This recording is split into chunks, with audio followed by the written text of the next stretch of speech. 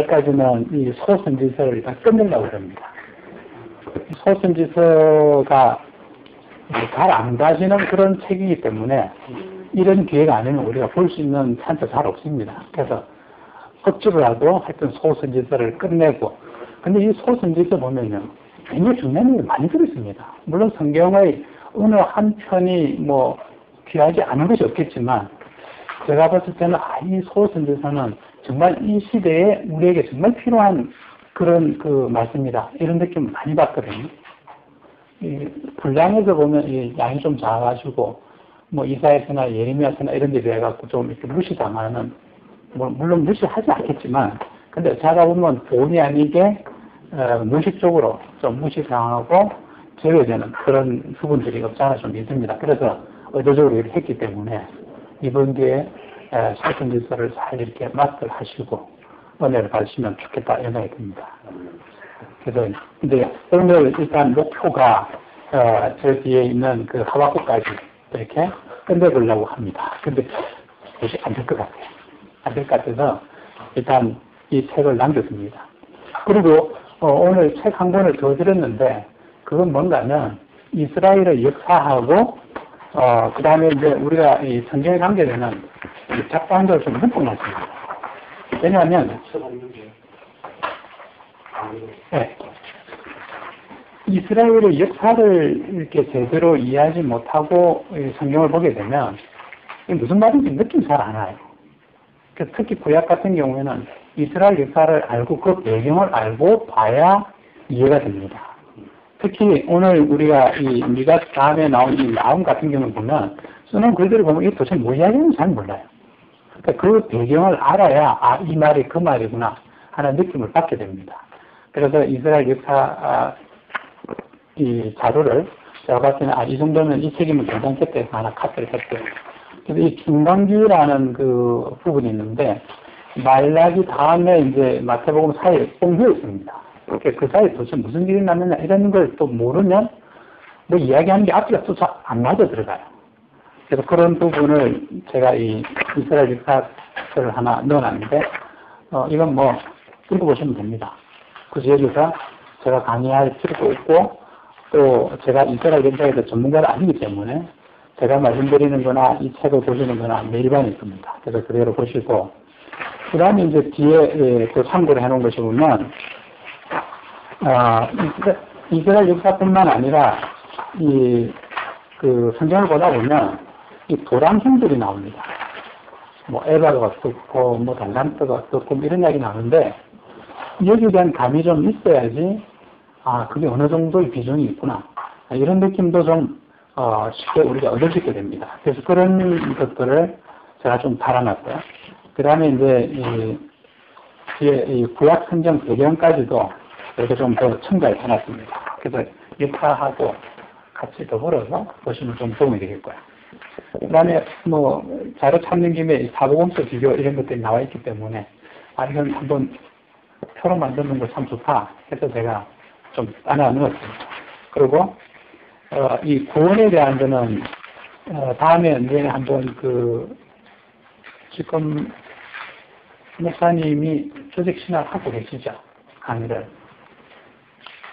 우리 이대 목사님이 조직 신학 강의하고 계실 것 같습니다. 조직 신학도 말씀 안 하셨는데 강의 주제를 하고 있죠. 네, 그거를 언젠가 기회 되면 좀 조직 신학도 좀 더 세계적으로 깊이 좀 했으면 좋겠고, 그 다음에 방학 때, 여름 방학이나 겨울 방학 이럴 때는 우리끼리 시간을 좀 내가 워크숍도 좀 했으면 좋겠어요. 한 주제를 놓고 좀 깊이 파고 들어가가지고. 그래서 제가 일반적으로 강의하는 것보다 뭐 충분히 능력 있으신 분들이니까 해서 다른 그 목회자들도 좀 참석하고 이렇게 해서 세미나 하는 것도 좋지 않을까 그런 생각이 듭니다. 그럴 때든지 아니면 하여튼 기회 되는 대로 제가 본 그 조직 신학들, 제가 이재 목사님께 배울 때는 그 교재를 나경용 목사님 쓴 조직 신학 책을 하는데, 그게 굉장히 좀 어렵다 그래요. 그래서 요즘 우리가 알고 있는 그 신학교에서 거기서 그런 교재를 잘 안 쓴다 그래요. 사실 저도 처음 보니까 말이 좀 어렵더라고요. 아무래도 좀 전년대 세대들이. 예. 근데, 말도. 예. 근데 상당히 좀 깊이 있게 이렇게 그 기술되어 있었기 때문에 제가 다른 조직 신학 책보다 그냥 덮어버리고 박용룡 목사님 책 그대로 보고 있거든요. 충룡. 네. 그 고신수, 네. 고신수님이었죠. 그래서 내용이 그게 오히려 더 깊이가 있고 좋다. 저는 그런 생각을 하거든요. 그래서 그거를 제가 공부하고 나중에 정리가 되면 또 자료를 해가지고 드릴까 그렇게 생각합니다. 지난번에 구원론의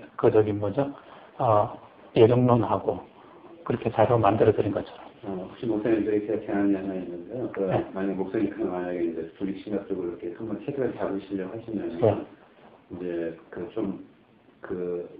저도 평소 좀 궁금했었는데 이제 여러 종류의 좀 이렇게 뭐랄까 그룹들이 있지 않습니까? 뭐 유럽 쪽에는 뭐 하이닝 오트도 있고 뭐 그래서 바르트로 있고 또 다른 쪽도 있고 그래서 어쨌든 이제 저희들이 저기 좀 비교해서 알 수 있다고 생각을 해서 한번 정도 리뷰를 좀 그거 한번 정리를 좀 해야 될 것 같아요. 그걸 모르니까 우리가 누가 무슨 이야기하면 그 말도 같고 지난 여름 방학 때 우리 수련할 때 제가 특강하면서 그 자료를 예정론에 대한 자료를 만들어 가지고 강의를 한번 했는데 혹시나 해서 제가 질문지 몇 개를 만들어 우리 목사님께 이렇게 쭉 물어봤거든요. 틀린단 많이 하더라고요. 그러니까 아주 쫙하게 맹철하게 구분을 못한다 이런 얘기죠. 비슷하니까 그 말도 같고. 그래서 제가 이제 왜 이런 부탁을 드리냐면은 제가 70년대 학번이거든요. 제 학번 때 이제 불투만에 대한 그게 굉장히 막 열풍이 불었었어요. 그래서 이제 그 성서의 비신화가 해가지고 나는 이성적으로 이제 그러다 보니까 이제 나중에 알맹이가 없어지더라고요. 나중에 알맹이가 없어져가지고 제가 나중에 이제 오랫동안 이제 살아오면서 생활 속에서 얻어진 그런 신앙하고 좀 매치가 안 되는 부분도 있고 그래서 제가 이제 그걸 씻어내는데 상당히 많은 시간이 필요했거든요. 그래서 이제 우리들이 좀 어느 정도는 알고 이걸 다 대처를 해야 이게 이제 좋은 일일까요? 맞습니다. 우리가 일반 성도 입장에 머무르는 것이 아니고 목회자의 길을 가려고 있기 때문에 그러면 상당히 많은 이퀴프먼트 있어야 돼요. 무장이 돼 있어야 돼요. 우리가 도구가 시원찮으면 전쟁할 수 없잖아요. 그래서 그런 면에서 좋은 도구들을 우리가 많이 갖춰야 된다 이런 생각을 합니다. 그래서 그런 훈련을 좀 해야 되지 않을까 생각이 들고 저도 사실은 지금 이렇게 어쩌다 보니까 가르칠 입장이 컸지만 저도 별 거 없어요. 똑같은 입장이기 때문에 같이 나중에 연구도 하고 그렇게 해야 되지 않을까 그렇게 생각합니다. 제가 먼저 했다는 것 뿐이지. 그래서 어쨌든 이정 목사님께 이렇게 제가 배울 때 그때 기존의 신학교에서 정상적인 그런 과정을 거치게 되면 은혜가 떨어진다. 그럴 것 같아요. 그래서 우리 신학교에서는 그 점을 최대 안 놓치려고 그러거든요. 냉철하게 다 받아들이되 은혜가 넘치도록 하는.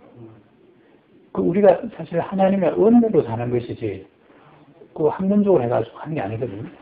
저도 보면 일이 바쁘니까 방언도 다 하신다 그러던데 저 솔직히 방언 못하거든요. 그럴 정도로 좀 냉랭합니다. 그래서 부흥이 싫어하고요. 그래서 막 흥분하는 건 굉장히 싫어합니다. 이기적으로 이렇게 그렇게 하는 스타일을 좋아하고 그 다음에 기도도 통성기도 막 하는 거 별로 잘 안 좋아해요. 그래서 아주 이렇게 이성적으로 판단해가는 이런 쪽을 좋아하기 때문에 그런데도 그 안에서 은혜를 느끼거든요. 깊은 은혜를 느낍니다. 어떤 데는 저도 모르게 그렇게 순복음 같은 그런 뜨거움은 없지만 내면에 설로난 눈물이 있거든요. 바로 그게 있어야 됩니다. 그런 성향이고 우리 이정 목사님도 그 성향이 비슷하신 것 같고 그래서 우리 교단은 나는 좀 순복음하고는 다르다 이렇게 생각합니다. 근데 다른 분들은 좀 뜨거우셔야 됩니다. 다 이렇게 되면 안 되거든요. 그래서 좀 뜨거운 분도 계시고 그래서 부흥의 인도 제 스타일이 전혀 안 맞습니다. 저는 그런 것도 하려고 생각도 하지 않고 그래서 우리 교단 목사님들 모여가지고 가끔씩 기도를 하고 그러는데 그렇게 하면 거기에서 인도자 역할 저는 절대 안 맞더라고요. 그래서 또 그거를 또 할 수 있는 목사님 또 계셔야 됩니다. 그래서 어쨌든 말씀을 통해서 우리가 깊은 은혜를 탐구하는 이 일에 우리가 집중을 해야 된다. 저는 늘 그렇게 생각하기 때문에 제가 굳이 이 성경을 주경신학 쪽으로 자꾸 포커스를 맞추는 것도 말씀을 통해 은혜를 받아야 된다. 저는 그렇게 생각하거든요. 그래서 말씀을 깊이 묵상하는 이런 쪽이 우리 목사님들이 베이스가 돼 있어야 되고 그 베이스 위에 각자의 색깔을 입혀야 된다. 저는 그렇게 생각하거든요. 이게 안 되면 나중에 이상한 쪽으로 빠집니다. 그래서 오늘 우리가 미가서 전에 보던 거 또 계속해서 들어가 보겠습니다. 이 미가스도 보면 그 시대적 배경에 보면 아직 북쪽 이스라엘하고 남쪽 유다가 멸망하지 않은 상태. 그래서 멸망이 임박해 오는 그 시점에 이 미가스 선지자가 예언을 하는 건데 어쨌든 그 임박한 결과가 어떻게 드러날 것이다라는 것을 미리 지금 이야기하고 있는 거죠. 그렇게 이야기하고 있는데 그때 당시에 이 사람들을 보면 전부 세상에 그 눈이 물어 있습니다.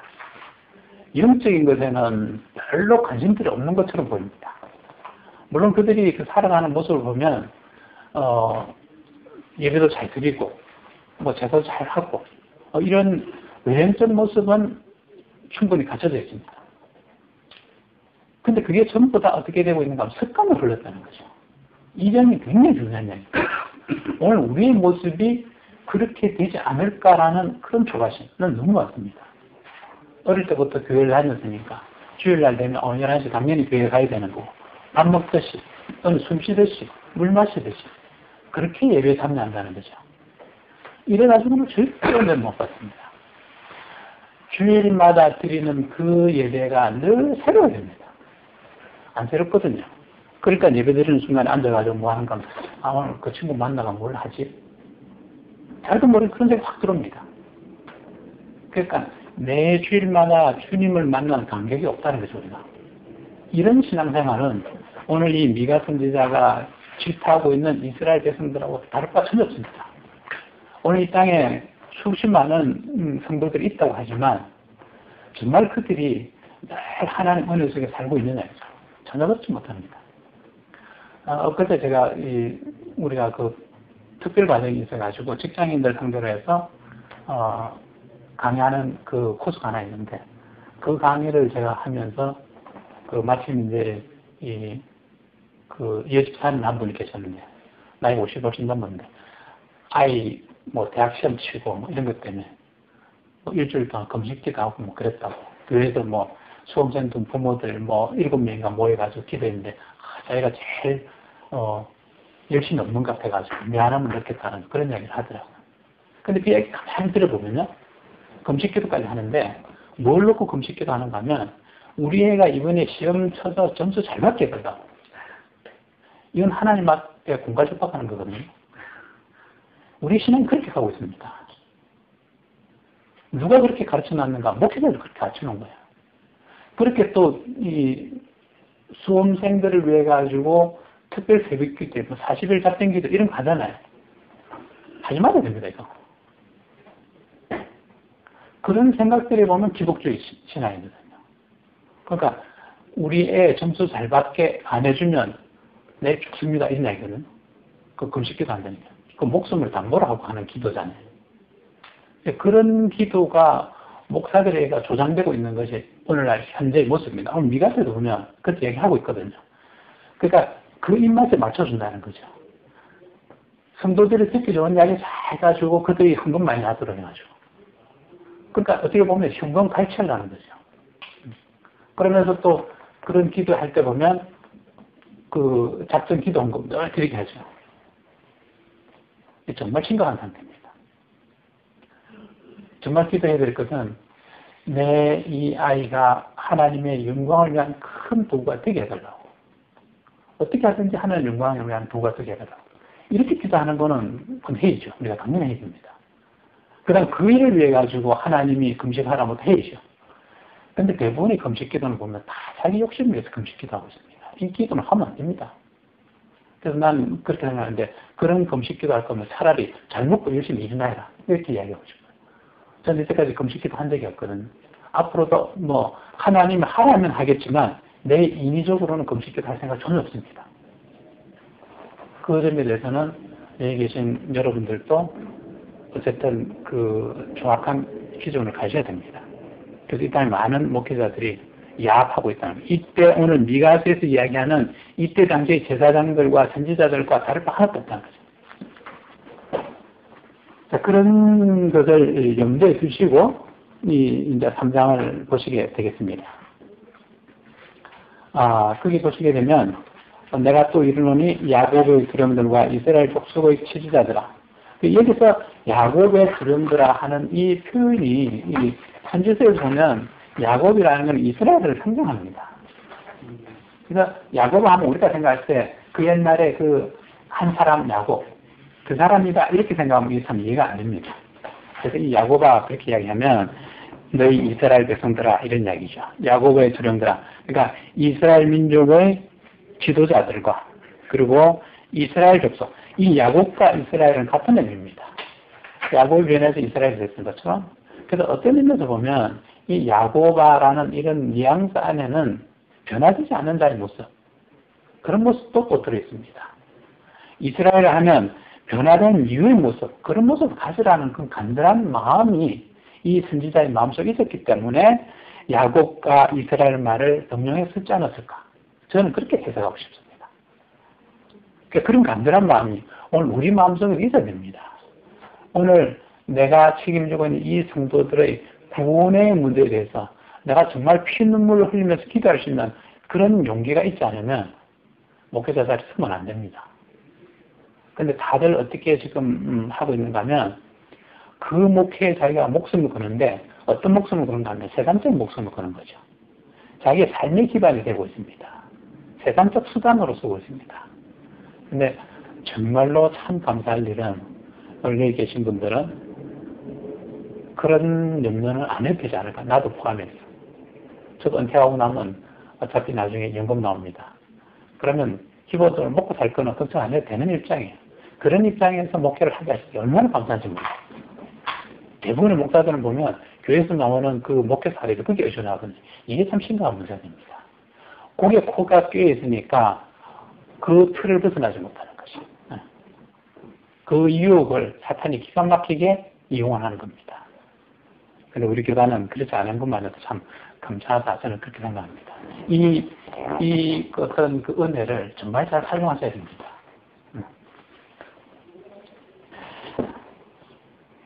공의는 너희의 알 것이 아니냐. 그러니까 하나님의 의에 따라서 판단하는 이런 일들이 이 이스라엘 지도자들이 당연히 해야 될 일임에도 불구하고 왜 그것을 너희들이 모른 체 하느냐 이런 질타입니다. 이 성경 주석에는 보면 제가 만들어준 이 주석 책에는 그 사람들이 다 알고 또 그대로 뭐 행한다 이런 뉘앙스로 쓰는 것 같은데 제가 볼 때는 이 사람들이 알고도 행하지 않는 것은 모른다라고 저는 생각합니다. 하나님의 공의에 대해서 진실한 깨달음이 없다 이런 이야기죠. 그건 모르는 것과 똑같습니다. 피상적으로 아는 것 그건 아는 게 아니죠. 우리의 신앙이 그렇게 되어야 됩니다.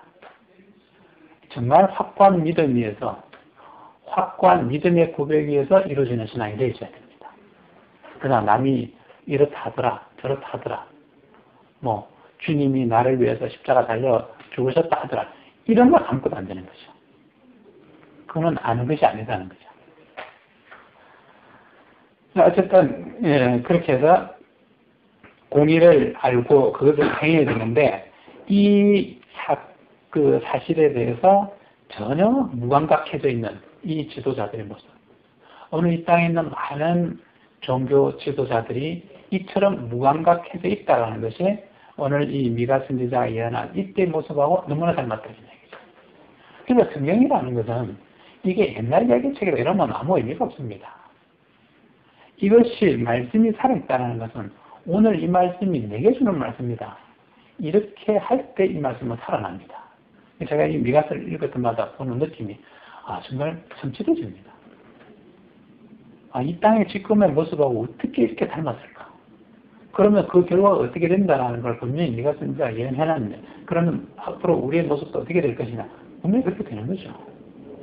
그렇게 되는 것을 그대로 방치해 둘 수밖에 없는 그런 우리 입장.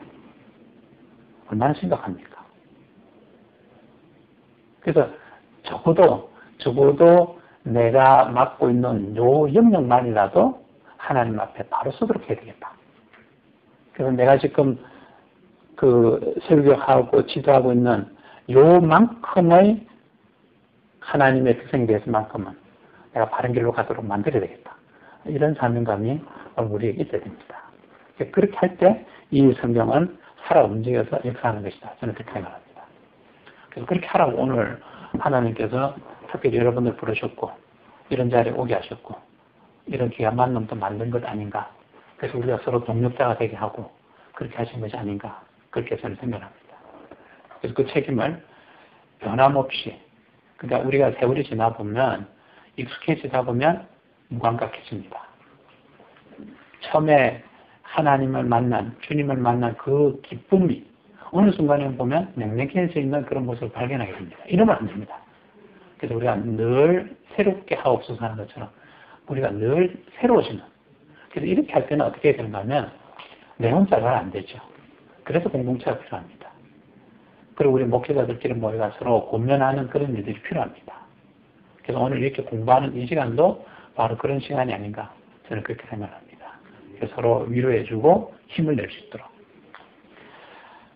그래서 어쨌든 이런 그 세상에 물들어 있는 그런 모습들을 이 미가 선지자가 지적하고 있는데, 어쨌든 이 두려움과 치지자들은 공의를 분명히 알고 있었다. 그렇지만 자기 욕심을 위해서 공의를 버리고 악을 행했다. 이렇게 하는데, 내가 생각하는 그들이 몰랐다라고 표현하고 싶다. 차라리 몰랐다. 우리 그렇게 이야기하는 거죠. 그래서 나는 이 사실에 대해서 절대 모르는 일이 생기지 않도록 경성해야 되겠다. 이런 각오가 있어져야 됩니다. 그 다음에 이제 2절하고 3절에 보면 너희가 선을 미워하고 악을 좋아하며 내 백성의 가죽을 벗기고 그 뼈에서 살을 뜯어. 이 참 그 시적인 표현입니다. 얼마나 지독하게 이 고의를 짜냈는지 그 모습이 백성들의 살을 벗기고 뼈에서 살집을 골라낼 정도로 참 잔혹한 거죠. 이 땅에 있는 그 지도자를 그렇게 했다는 거죠. 그러면 오늘날 지금 이 땅에 있는 많은 그 종교 지도자들이 이때 당시에 그들하고 비교했을 때 조금 나은 게 있을까 하면 별로 나은 것도 없는 것 같아요. 어떻게 하는가 하면 교회를 건축할 때 보면 꼭 부흥회라는 걸 하더라고요. 그렇게 작정하게 만들고. 그래서 많은 성도들이 그 순간에 자기도 모르게 작정하고 그리고 그 삶이 피폐해지는 그런 현상들. 이거는 이때 당시 미가 선지자가 했던 그 선지자 시대 때 했던 그들의 모습하고 다르고 하나도 없습니다. 성도들에게 그 헌금을 뜯어내는 거죠. 그 성도들의 가죽을 벗기고 뼈의 살점을 뜯어내는 거 똑같습니다. 그렇게 해서 교회를 지어야 되는 얘기죠. 분명히 하나님은 그 솔로몬 성전을 헐었거든요. 그렇게 짓는 성전을 주님은 절대 원하지 않습니다. 그런데 왜 그렇게 악착같이 교회를 지으려고 하는가 하면 그들이 세상적으로 부와 권세를 누리게 해요. 다른 그 자기 동기들은 다 교회 크게 져가지고 빵빵하게 잘 나가는데 나만 보니까 처져 있는 것 같은 이런 느낌. 이 세상적인 유혹입니다. 저는 그렇게 생각하는데 한 영혼을 위해서 평생 목회하더라도 그것이 하나님 인정하는 것이라면 그것도 귀한 일이 되겠죠. 그런 생각을 우리가 해야 된다 이런 생각을 합니다. 그래서 어쨌든 앞으로 우리가 목회할 때 이때 당시에 그 지도자들이 했던 그런 참으로 해서는 안 되는 일들을 우리가 범하지 않도록 해달라고 늘 기도하셔야 됩니다. 그런 이야기들이 이게 들어있습니다. 그래서 어떻게 하는가 하면 그들의 살을 먹으며 그 가죽을 벗기며 그 뼈들을 꺾어 다지기를 냄비와 솥 가운데 담을 고기처럼 하는도 얼마나 잔인합니까? 이 글로서 이 표현된 것만 봐도 잔인할 정도인데 실제로 그런 일들이 벌어지는 거니까 지금 이 땅에도 이런 일들이 벌어지고 있다는 걸 생각하면 너무나도 끔찍합니다. 그래서 우리들만이라도 어쨌든 우리부터라도 바른 목회를 하자. 이런 생각들을 하셔야 됩니다. 그 다음에 사절에 보면 그때 그들이 여호와께 부르짖을지라도 응답지 아니하시고 그들이 행위 악한 대로 그들 앞에 얼굴을 가려주실 것이다. 그러니까 이런 일들을 하나님 용서하시겠나요? 도무지 용서하지 않는 거죠. 그러니까 하나님께서는 이 미가 선지자를 통해서 오늘 이와 같은 퇴역한 일들을 하는 자들에게 기회를 주고 있는 겁니다. 자신에게. 이 말씀 좀 듣게 하는 거거든요. 그러면 이 미가 선지자의 말을 들음으로써 그들이 우리가 정말 잘못했구나. 야, 빨리 하나님께 돌아가야지. 이렇게 하고 돌이키면 살 길이 열립니다. 그런데 이 미가 선지자가 이렇게 간절하게 외쳤음에도 불구하고 결과는 어떻게 됐냐면 그들이 다 하나님을 외면했다는 거죠. 그러니까 멸망한 거죠. 그러니까 하나님은 우리를 향해서 한없는 은혜를 늘 베푸시려고 작정하고 있습니다. 근데 그것을 사람이 인위적으로 거부하고 있는 거죠. 그러니까 하나님께서 천지 창조할 때부터 그렇습니다. 아담과 하와를 만드셨다는 것은 하나님이 아담과 하와를 친히 창조하신 건 보면 하나님 우리를 끔찍이도 사랑한다 이 표현입니다. 그러니까 전지전능하신 하나님이 다른 이 창조물 만드실 때 그냥 겁나오라 뚝딱 하듯이 사람 만들어서라 뚝딱 하면 될 텐데 굳이 수고를 해서 흙으로 사람을 빚으시고 그렇게 수고하셨다는 거거든요. 그렇게 수고를 하셔가지고 거기에다가 영혼까지 허락하시고 그 생기를 불어넣으셨다는 것은 하나님의 본질을 그 안에 두셨다 이런 얘기거든요. 그게 사랑입니다. 엄청난 사랑으로 만드신 그 사람. 그 사람을 그처럼 사랑하셨다는 거죠. 그게 누군가 바로 나라는 거죠. 그랬는데 이 사람이 어떻게 하는가 하면 하나님을 배반하죠. 그것도 하나님을 안 볼 때. 하나님이 있었다면 그런 양심을 갖추게 되니까 하나님을 안 볼 때 시작합니다. 이런 모습이 오늘 우리들의 모습입니다. 그러니까 하나님은 한없는 사랑을 계속해서 주려 그러고 사람은 계속해서 도망가려고 그러고 이게 역사입니다. 오늘날도 그렇거든요. 하나님은 지금 항상 우리를 위해서 예배하시는데 우리가 그거를 받기를 계속해서 거부합니다. 이걸 깨달아야 됩니다. 근데 사람들이 그걸 깨닫지 못해요. 그러고는 어떻게 하는가 하면 하나님이 나를 버렸다 그러고 하나님 왜 나를 이와같이 버려두시는가 그렇고 그러니까 그게 나중에 가면 이 하박국에서도 나오겠지만 왜 하나님이 우리를 버려두시는가 이런 말을 하느냐 이 사람들이 그렇게 이야기하는 그 이유들이 나중에 나가면 이제 나오게 됩니다. 어쨌든 우리는 하나님의 그 끊임없는 사랑 이거를 갖다가 늘 느낄 수 있어야 돼요. 그리고 우리가 해야 될 역할이 뭔가 하면 그걸 느끼도록 인도해주는 역할, 인도자 역할이 필요합니다. 그래서 목회하는 그 강단에서도 군림을 하지 말고 또 군림하는 순간이 아니거든요. 그 백성들에게 하나님의 은혜를 깨닫도록 해주는 그 작업이 우리가 설교하는 작업입니다. 그래서 그들이 부끄러움을 느끼도록 어차피 우리는 죄 중에서 잉태했다 되어 있습니다. 아무리 해도 우리가 절대 선할 수가 없어요. 그런데 사람들은 매 순간마다 착각을 합니다. 자기가 선하다고 내가 언제 죄를 지었나 이렇게 하죠. 그러니까 이제 초신자들한테 당신은 죄인입니다 이런 팔짝 뛰죠. 내가 언제 죄 지었냐고. 나 경찰서도 한번 가본 적도 없고. 그러면 그 죄성을 깨닫게 됩니다. 왜 그렇게 해야 되는가 하면 그걸 깨닫는 순간 겸손해지거든요. 사람이 교만해지는 이유가 어디 있는가 하면 스스로 하나님을 거부할 때문에 그렇습니다. 하나님을 알게 되면 나의 죄의 모습이 드러나 보입니다. 그러니까 어떻게 보면 이 성경이라는 거는 거울이거든요. 하나님을 통해 내 죄성을 보게 됩니다. 그래서 옛날에 보면 이 구약 시대 때 보면 그 하나님을 바로 대면하면 죽는다 그랬잖아요. 죽을 수밖에 없는 거는 하나님 보는 순간 자기의 죄가 적나라하게 드러나고 내가 죽을 수밖에 없는 존재구나. 그래서 죽는 거죠. 그러니까 우리가 지금 이 순간에 해야 될 일이 뭔가 하면 이 성경을 통해서 끊임없이 나의 죄된 모습을 비춰줘야 됩니다. 성경을 안 본다는 것은 내 얼굴에 무슨 티가 묻었는지 절대 안 보겠다는 얘기죠. 취해져간 나의 모습 그대로 방치하겠다 이런 이야기입니다. 근데 성경을 끊임없이 탐구하는 것은 매 순간마다 나의 모습을 정결하게 하는 거죠. 그렇게 해서 주님이 오시는 것을 예배하는 겁니다.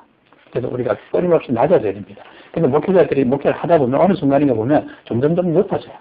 강단도 높아져 있고 교회 건물도 점점 높아지고 십자가도 엄청 높은 데 서 있으니까 높은 줄로 착각합니다. 그러면 끝나요. 정말 끝나버립니다. 매 순간 우리가 낮아지려고 해야 됩니다. 그래서 오늘 미가 선지자도 이 교만하고 자고해져 있는 이스라엘 백성들을 낮아지게 하려고 만드는 거거든요. 그게 살 길입니다.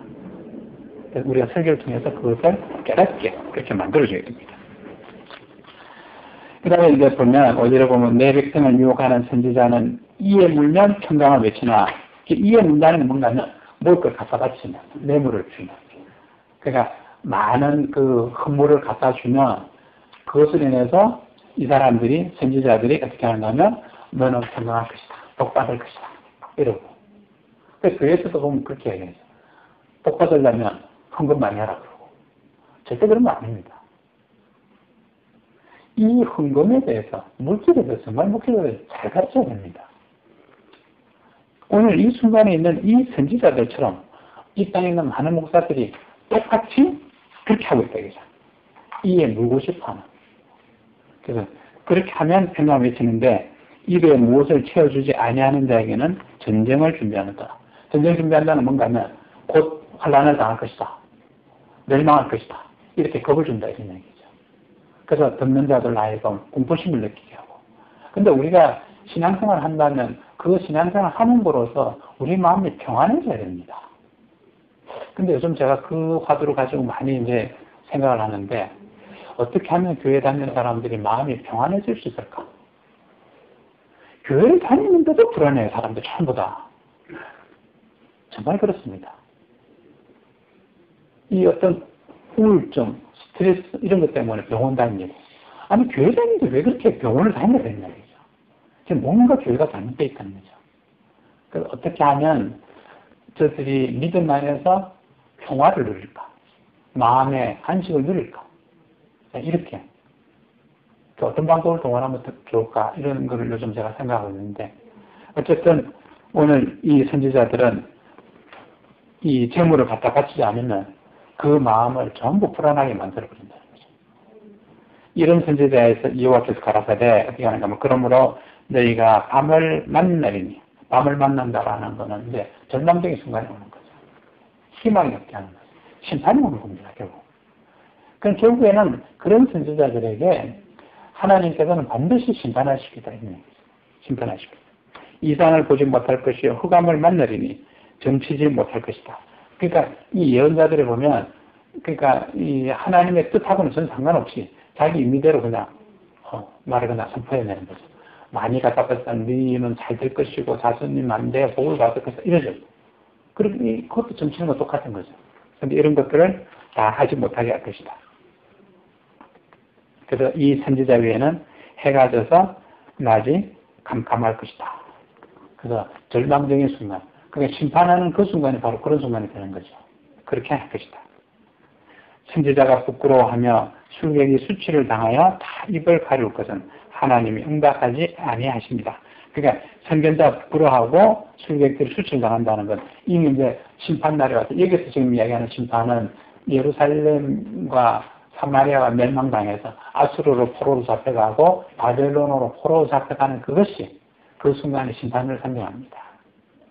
그래서 이것이 상징하는 바는 결국에는 마지막 때 주님이 오셔서 우리를 심판하는 그것을 상징하고 있는 겁니다. 그러니까 바벨론의 포로로 잡혀갔다는 것과 아수르의 포로로 잡혀갔다는 것이 마지막 날에 우리가 심판당하는 그런 모습을 상징한다 이렇게 생각하셔야 돼요. 그래서 그런 일들이 벌어지게 됨으로써 결국 어떻게 되는가 하면 선견자들이 부끄러워할 것이고 자기들은 늘 평안만 있을 것이다. 잘 될 것이다 이렇게 했는데 그 망하는 순간 그 말대로 됐냐 이거죠. 안 됐으니까 거짓말이죠. 거짓말을 했으니까 그 거짓말에 대한 부끄럼, 선견자가 왜 거짓말을 했냐. 그런 부끄러움을 당하게 할 것이다. 그 다음에 술객들이 수치를 당하고 다 입을 가리게 만들 것이다. 그래서 오직 나는 여호와의 신호를 말미암아 권능과 공의와 재능으로 체험을 얻고 야곱의 허물과 이스라엘의 죄를 그들에게 보일 것이다. 그래서 이 미가 선지자 그렇게 되게 하는 것을 예언하는 거죠. 그 다음에 이제 이 9절에 야곱 족속의 두령과 이스라엘 족속의 치리자 곧 공의를 묘하고 정직을 굳게 하는 자들이 청컨대 내 말을 들으라. 지금 앞에서 미가 선지자 눈을 이야기했는데 그러니까 이게 그들에게 권유합니다. 내 말을 들으라. 그 회개할 기회를 주는 겁니다. 회개라는 얘기죠.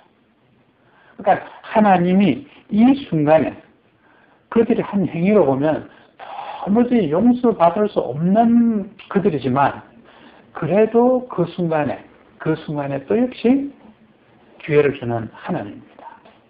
그래서 이런 하나님이기 때문에 제가 생각할 때는 구약의 하나님을 보면 너무너무 사랑이 크신 하나님 같아요.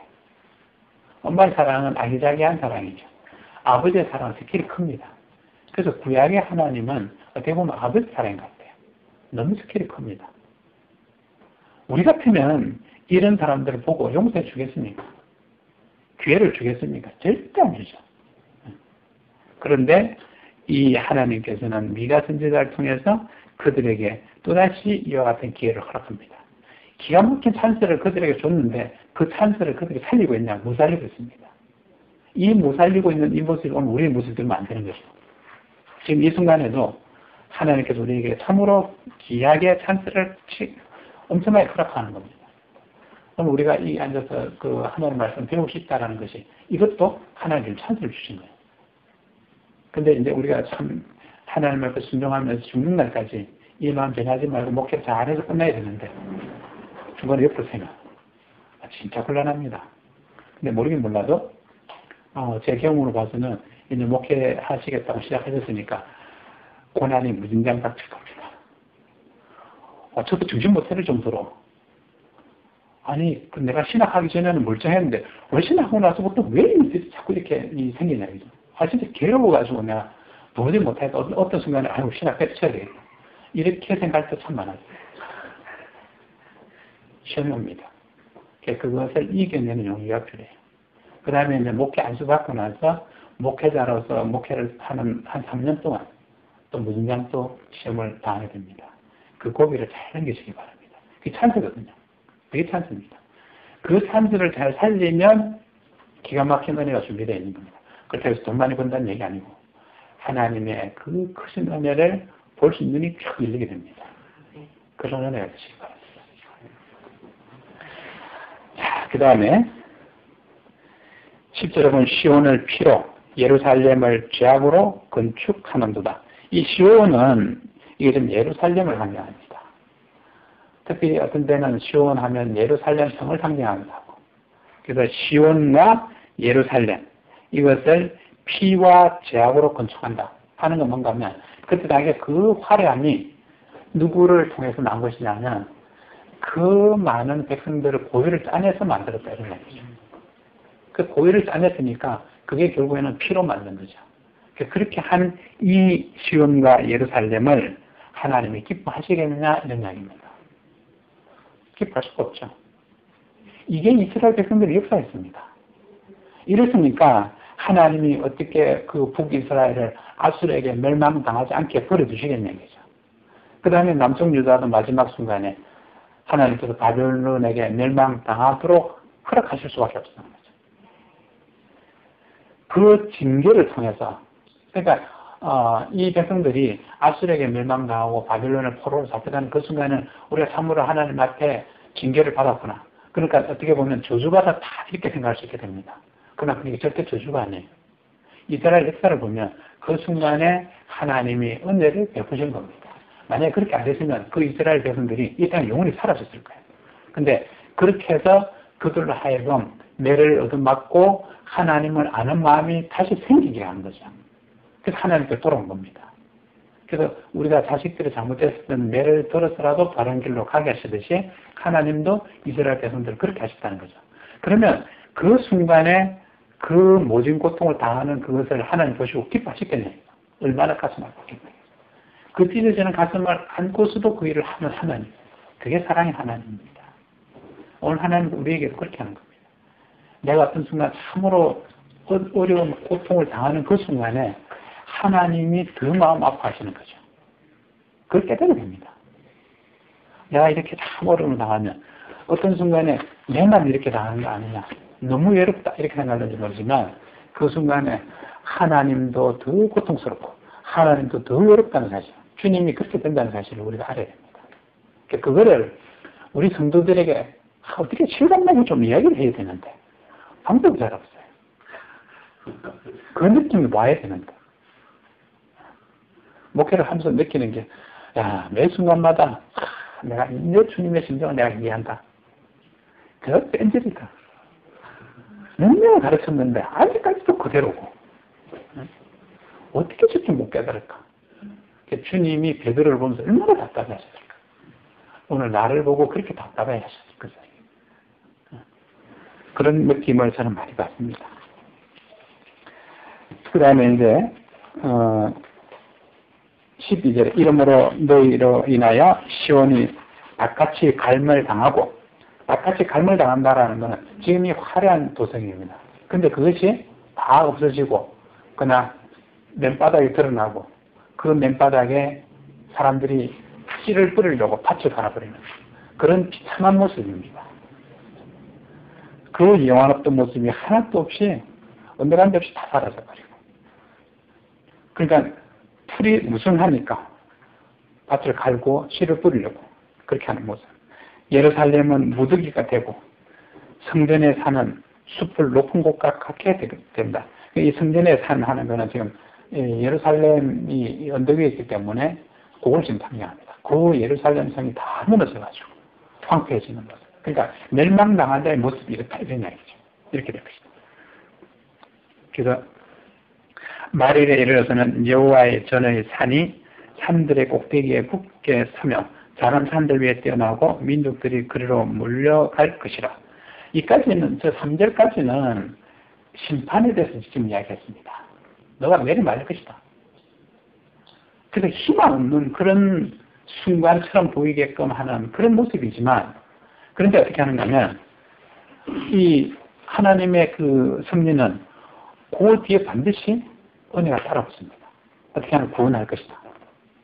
그러니까 완전히 멸망받아야 할 그런 족속들인데 멸망받는 게 너무나 당연한데 그 멸망으로 하나님이 온전하게 버려두시는 것이 아니라 그들을 교정시키시고 어떻게 하는가 하면 그들을 결국에는 은혜의 곳으로 인도하시는 하나님, 강권적으로 은혜의 곳으로 인도하는 거죠. 그러니까 이것이 이 백성들이 잘나서 그러냐면 절대 잘나서 그런 게 아니다는 거죠. 하나님이 일방적 사랑으로. 오늘 우리가 하나님께 은혜 받는 것도 보면 내가 잘나서 은혜 받고 내가 정말 똑똑해서 목회자의 길을 가는 것이다. 이렇게 생각하면 착각이라는 거죠. 하나님의 일방적 은혜로 하나님을 선택해 주시고 그게 구원입니다. 사실은. 구원받는다라는 것에 있어서 내가 지난번에도 말씀드린 것처럼 우리의 의라는 하나도 없습니다. 인본주의자들이 이야기하는 것처럼 우리가 그래도 회개한 그 모습이 있기 때문에 회개할 줄 아시고 하나님 우리 선택한 것이 아니냐 이렇게 생각하면 착각이라는 거죠. 우리가 회개한다라는 것 자체는 하나님 앞에 우리가 할 당연한 책임과 의무 중 하나라는 거죠. 그게 의가 되는 게 아니라는 거죠. 이스라엘 백성들이 오늘 이 사절을 통해서 이와 같은 그 다시 새롭게 되는 그 복을 받게 되는데 그것이 이스라엘 백성들이 잘해서가 절대 아니라는 사실이에요. 하나님의 일방적 은혜로 하나님이 이스라엘 백성들을 한번 선택했다는 그 이유 하나만으로 하나님이 끝까지 그 약속을 버리지 아니하신다는 거예요. 그래서 어떻게 보면 하나님께서 나를 선택하셨고 나를 구원하시는 데 있어서 그 구원이 나중에 가서 삐뚤어질 것 아닌가 이런 의심할 게 하나도 없다는 거죠. 하나님 절대 헛되게 이야기하시는 그런 하나님이 아니시다. 거짓으로만 하시는 그런 하나님이 아니시다는 거죠. 한번 내뱉으신 말에 대해서는 절대적으로 책임져 주시는 하나님이다. 그렇게 따지면 우리 겁날 게 하나도 없는 거죠. 하나님 나를 선택하셨구나. 그럼 나를 쓰시겠구나. 그럼 나중에 어떻게 돼? 그건 하나님 알아서 다 하시겠죠. 이런 배짱이 딱 생겨야 됩니다. 그런데 왜 배짱이 안 생기냐 이거죠. 그렇게 되는 거는 그 순간에 우리가 내 마음속에서 하나님을 살짝 밀어내는 겁니다. 그리고 어떻게 하는가 하면 그 자리에 나를 탁 얹히는 거죠. 그럼 내가 해보려고 그러는 거죠. 내가 해보려고 그러니까 겁이 나는 거죠. 목회도 저는 그렇게 생각합니다. 내가 하는 게 아니라는 거죠. 하나님이 하시는 겁니다. 하나님 하시는 것이기 때문에 우리는 전적으로 하나님께 맡기면 된다. 오늘 이 미가 선지자가 하는 이야기가 바로 그 얘기라는 거죠. 하나님께 내가 맡겨. 그래서 우리의 삶 전체에 대해서 하나님께 완전히 탁 내어 맡기는 그런 용기가 있어야 됩니다. 그럼 안 될 게 없죠. 겁나지 않아도 없는데. 그걸 자꾸 내가 하려다 보니까 염려가 되고 혹시 안 되면 어떻게 할까 이런 생각도 들고 이렇게 되는 거죠. 그 나의 욕심입니다. 자, 그 다음에 2절에 보면 곧 많은 이방이 가며 이르기를 오라 우리가 여호와의 산에 올라가서 야고보의 하나님의 전에 이르자. 그 1절 이야기에 보면 결국에는 이스라엘 백성들이 새로 회복되고 결국 어떻게 되는가 하면 메시아가 이 땅에 오시게 되고 그리고 그 메시아로 인해서 민족들이 그를 몰아갈 것이다. 여기서 지금 보면 이스라엘 사람만 이야기 지금 하고 있는 게 아니거든요. 이미 이 순간에 보면 모든 민족들이 달려온다. 그러니까 결국에는 이 땅에 많은 믿음의 백성들이 구원받는 놀라운 역사가 메시아를 통해서 일어난다는 것이 바로 이 미가 선지자를 통해서 예언되고 있습니다. 그래서 이 미가 선지자에도 보면 오실 메시아에 대한 예언이 지금 이루어지고 있습니다. 그래서 미가서의 특징이 보면 오실 메시아에 대한 이야기가 굉장히 깊게 담겨져 있습니다. 곧 많은 이방이 가며 이르기를 오라 우리가 여호와의 산에 올라가서 야고보의 하나님의 전에 이르자. 그래서 이방 족속들이 와서 이제 주의 백성들이 되는 그런 놀라운 역사가 이제 일어날 것이다라는 걸 지금 보이고 있습니다. 그래서 그런 역사가 지금 이미 이루어졌잖아요. 그러니까 이 미가서를 쓴 것은 보면 적어도 기원전 한 700년 전쯤. 그럼 지금으로 치면 그건 한 3000년 전 얘기입니다.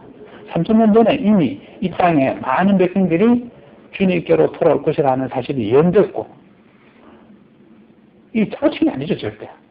짜고 칠 수가 없는 거죠. 3000년 전에 이렇게 썼는데 이렇게 쓴 것이 지금 이야기를 그대로 하고 있는 걸 보면 이 성경책이 그래서 참이다는 거예요. 절대적인 진리가 되고 그래서 이 성경책에 있는 어떤 사건이라 할지라도 그것이 모두 참이라고 우리는 고백할 수 있다는 거죠. 그래서 혼이가 그럼 갈라졌느냐? 갈라졌다고 믿는 믿음이 있다. 그래서 나중에 그 하박국 선지자 이야기할 때 보면 오직 의인은 믿음으로만 살 것이다.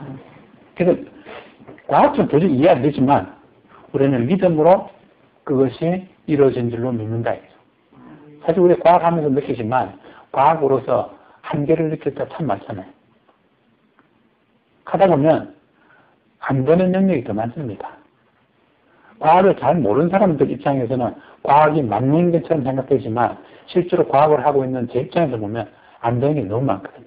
그 안 되는 게 뭔가 벌써 하나님의 영역이라는 거죠.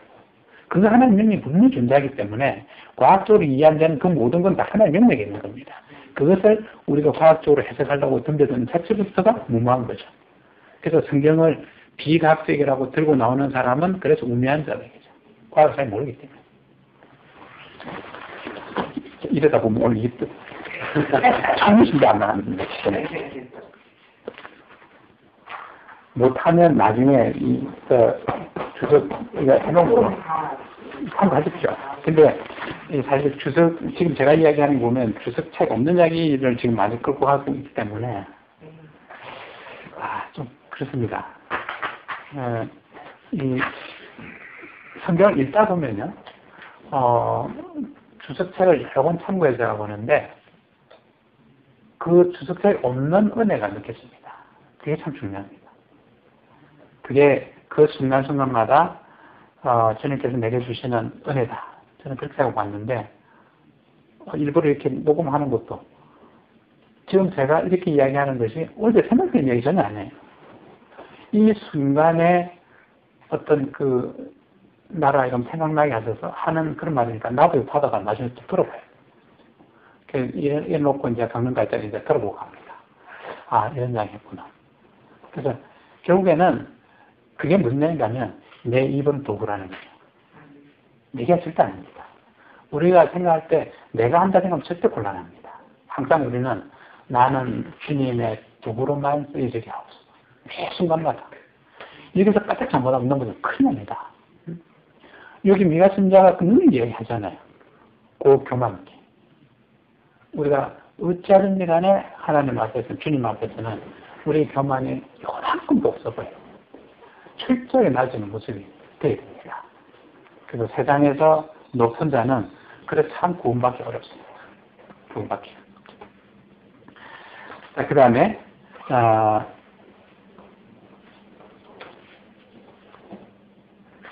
4장.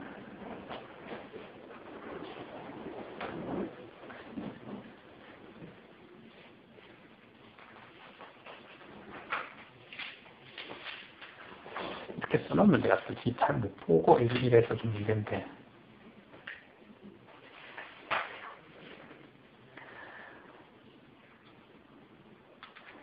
4장 1절에 얘기한 그 말이래 하는 거는 요 자체가 이제 그 결국에는 이 주님께서 오셔서 심판하시는 그날 의미도 좀 담고 있습니다. 그래서 여호와 전의 산 하면 이건 시온을 얘기하고. 그래서 하여튼 이 미가서를 통해서 우리가 볼 때마다 느끼게 되는 것은 철저하게 내 속에 있는 죄악된 나의 모습이 보이셔야 됩니다. 미가서를 볼 때마다. 아, 정말 나는 죄로 인해서 죽을 수밖에 없는 그런 존재였구나. 그런데 그런 존재를 주님이 살리셨구나. 이 이야기가 네가 진짜 하고 싶은 이야기 사실은. 이 이스라엘 백성들 정말로 잘났다고 하는, 그러니까 그때 당시에 권력 있는 사람들, 부자들, 이런 사람들은 스스로 생각하기에 다 잘났다고 생각하는 사람들이에요. 그렇기 때문에 힘없는 백성들을 자기 마음대로 어떻게 해도 괜찮다고 생각하는 사람들이거든요. 근데 그것을 오늘 하나님께서는 가장 강력하게 그것 때문에 너희들은 멸망한다 이야기하시는 거예요. 그 결국에는 내 안에 있는 잘난 것, 이것이 나를 멸망으로 이끌고 간다. 이 사실을 놓치면 안 돼요. 그래서 우리는 늘 겸손한 자입니다. 그렇다고 해서 내가 이 땅에서 무능하게 살아 이 이야기 절대 안 해요. 겸손한 나의 모습을 통해서 역사하시는 주님의 그 역사를 이 땅에 보여야 됩니다. 그게 뭔가 하면 세상 사람 볼 때는 위대하게 보이는 거예요. 근데 그 위대함이 누구 거냐? 내 것이 아니라 주님의 거라는 거죠. 주님의 거. 그래서 운동선수들이 이렇게 해가지고 날 금메달 땄다는 순간 고백할 때 주님의 은혜로 내가 이와 같은 금메달 땄습니다. 한 얘기 들을 때마다 내가 볼 때 참 귀여워. 참 이쁘다. 그 신앙고백이 참 이쁘다. 그러니까 하나님 얼마나 기뻐하실까? 근데 그걸 또 씹는 사람들이 참 많죠. 그래서 오늘 우리 백성들에게 우리가 맡고 있는 이들에게 해야 될 이야기들이 바로 그와 같은 이야기들이라 이런 얘기죠. 그 다음에 미가서 4장 3절 4절에 보면 어떤 이야기들이 나오는가 하면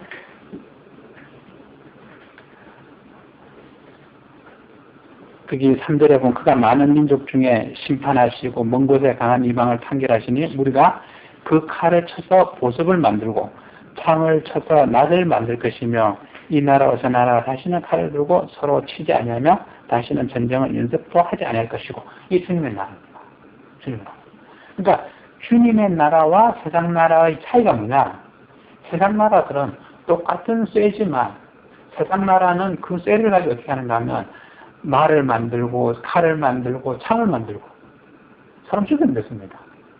그러나 주님의 나라에서는 이걸 낫을 만들고 그 쟁기를 만들고 이렇게 해서 사람을 살리는 걸로 씁니다.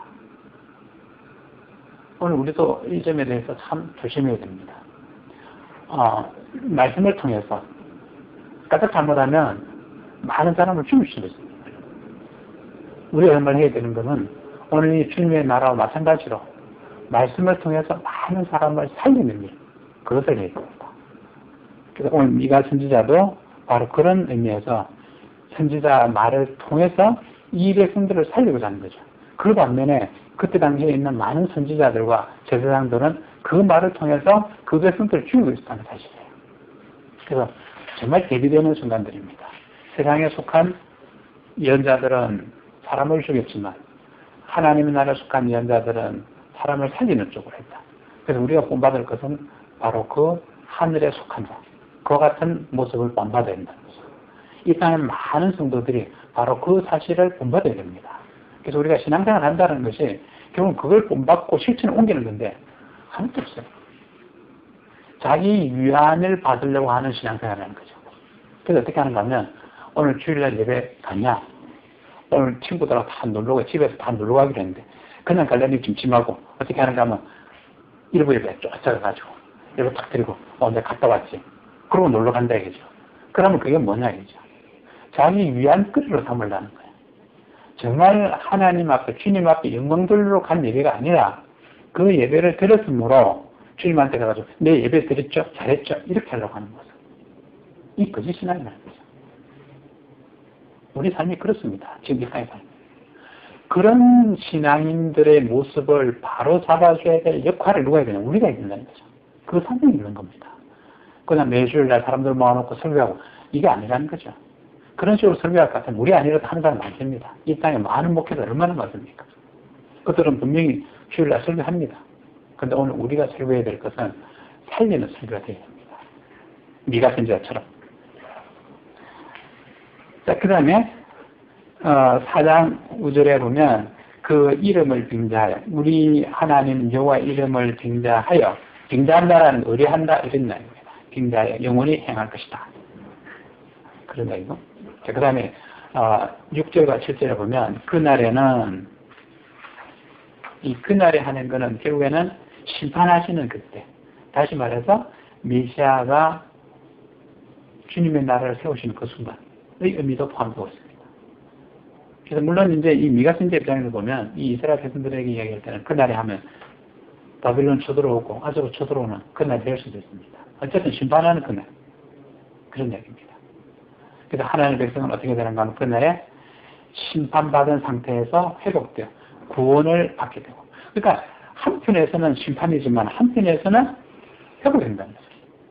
그러니까 하나님이 선택한 자에게는 이와 같은 은혜가 임한다는 거죠.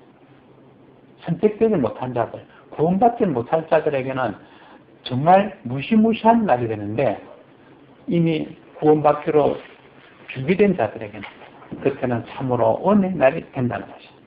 그래서 어떻게 하는가 하면 내가 전원자를 모으며 쫓겨난 자와 내가 환난받게 한 자들을 모아서 주님 이렇게 하신다는 거죠. 근데 이게 모으는 구원받는 자들의 모습을 보면 전원자가 있다는 거죠. 전원자. 이 들고 있다는 것은 참 불쌍한 모습이죠. 그 이상 불쌍해질 수가 없습니다. 따라서 이것은 낮아진 자의 모습입니다. 내가 힘있다. 내가 충분히 적들과 맞서서 싸울 만한 그런 육체적 강건함이 있다. 이런 사람에게는 결국 하나님 은혜가 임하지 못하는 거죠. 지 스스로 자기가 살 수 있다 하니까. 그런데 나는 도무지 내 혼자 자력으로는 도무지 그럴 수가 없나이다. 그 전원자다. 그러니까 주님의 은혜를 사모하는 자에게 그 은혜를 베푸시는 하나님이죠. 그 다음에 쫓겨난 자. 이 쫓겨났다는 것도 결국에는 보면 의지할 곳 없는 자들입니다. 그래서 오직 의지할 이는 누구냐 하면 하나님이시다. 내가 환난 받게 되고 그래서 결국에는 이 전원자와 쫓겨난 자 그러니까 철저히 낮아진 자에 임하시는 하나님의 은혜. 그러니까 우리가 이렇게 낮아져야 됩니다. 그렇게 환난을 받게 한 자를 모아서 어떻게 하는가 하면 결국에는 주님의 나라의 백성되게 한다. 이런 얘기죠.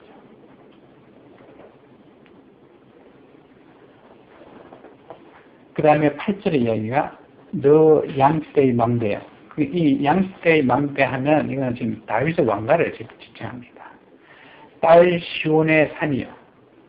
이게 딸이라는 표현을 썼는데 아들에 비해서 딸은 의미상으로 보면 연약한 존재로 상징합니다.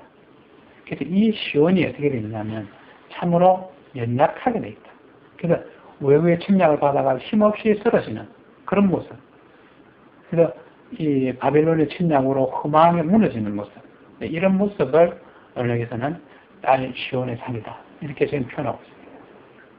그래서 이전의 권능이라 하면 다윗과 솔로몬 시대 때는 이 이스라엘 참으로 강한 나라였습니다. 그래서 외국의 군대들을 다 무찌르고 다윗 때는 그 주변 나라를 다 복속시키고 이랬던 그 강대한 나라. 그것을 오늘 이 순간에는 이전의 권능이다. 이렇게 지금 표현하고 있습니다. 그 권능이 어떻게 하냐. 곧 딸 예루살렘의 나라가 내게로 돌아올 것이다. 그렇게 연약해진 이 이스라엘이 이제서야 연약해질 때 이제 내가 들어온다. 그래서 이때 하나님께서 구원을 베푸시겠다. 그래서 이 사람들 생각이 우리가 하나님 외에는 의지할 곳이 없구나. 이런 생각이 생겨야 되는 거예요. 오늘 우리가 그런 생각이 생겨야 됩니다. 내가 참으로 잘났다. 내가 힘이 있다. 내가 참 부자지. 이런 상태에서는 주님 은혜 절대 못 느낍니다. 물론 우리가 주님의 주시는 은혜로 세상 사람 봤을 때는 참 부하게 돼 있고 존귀하게 돼 있고 이럴지라도 그 순간에조차도 우리는 하나님 앞에 낮아진 자의 모습이 됩니다.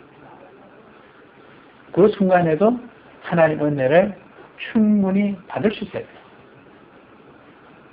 그런 마음, 어떻게 보면 그게 가난한 마음일지도 몰라요.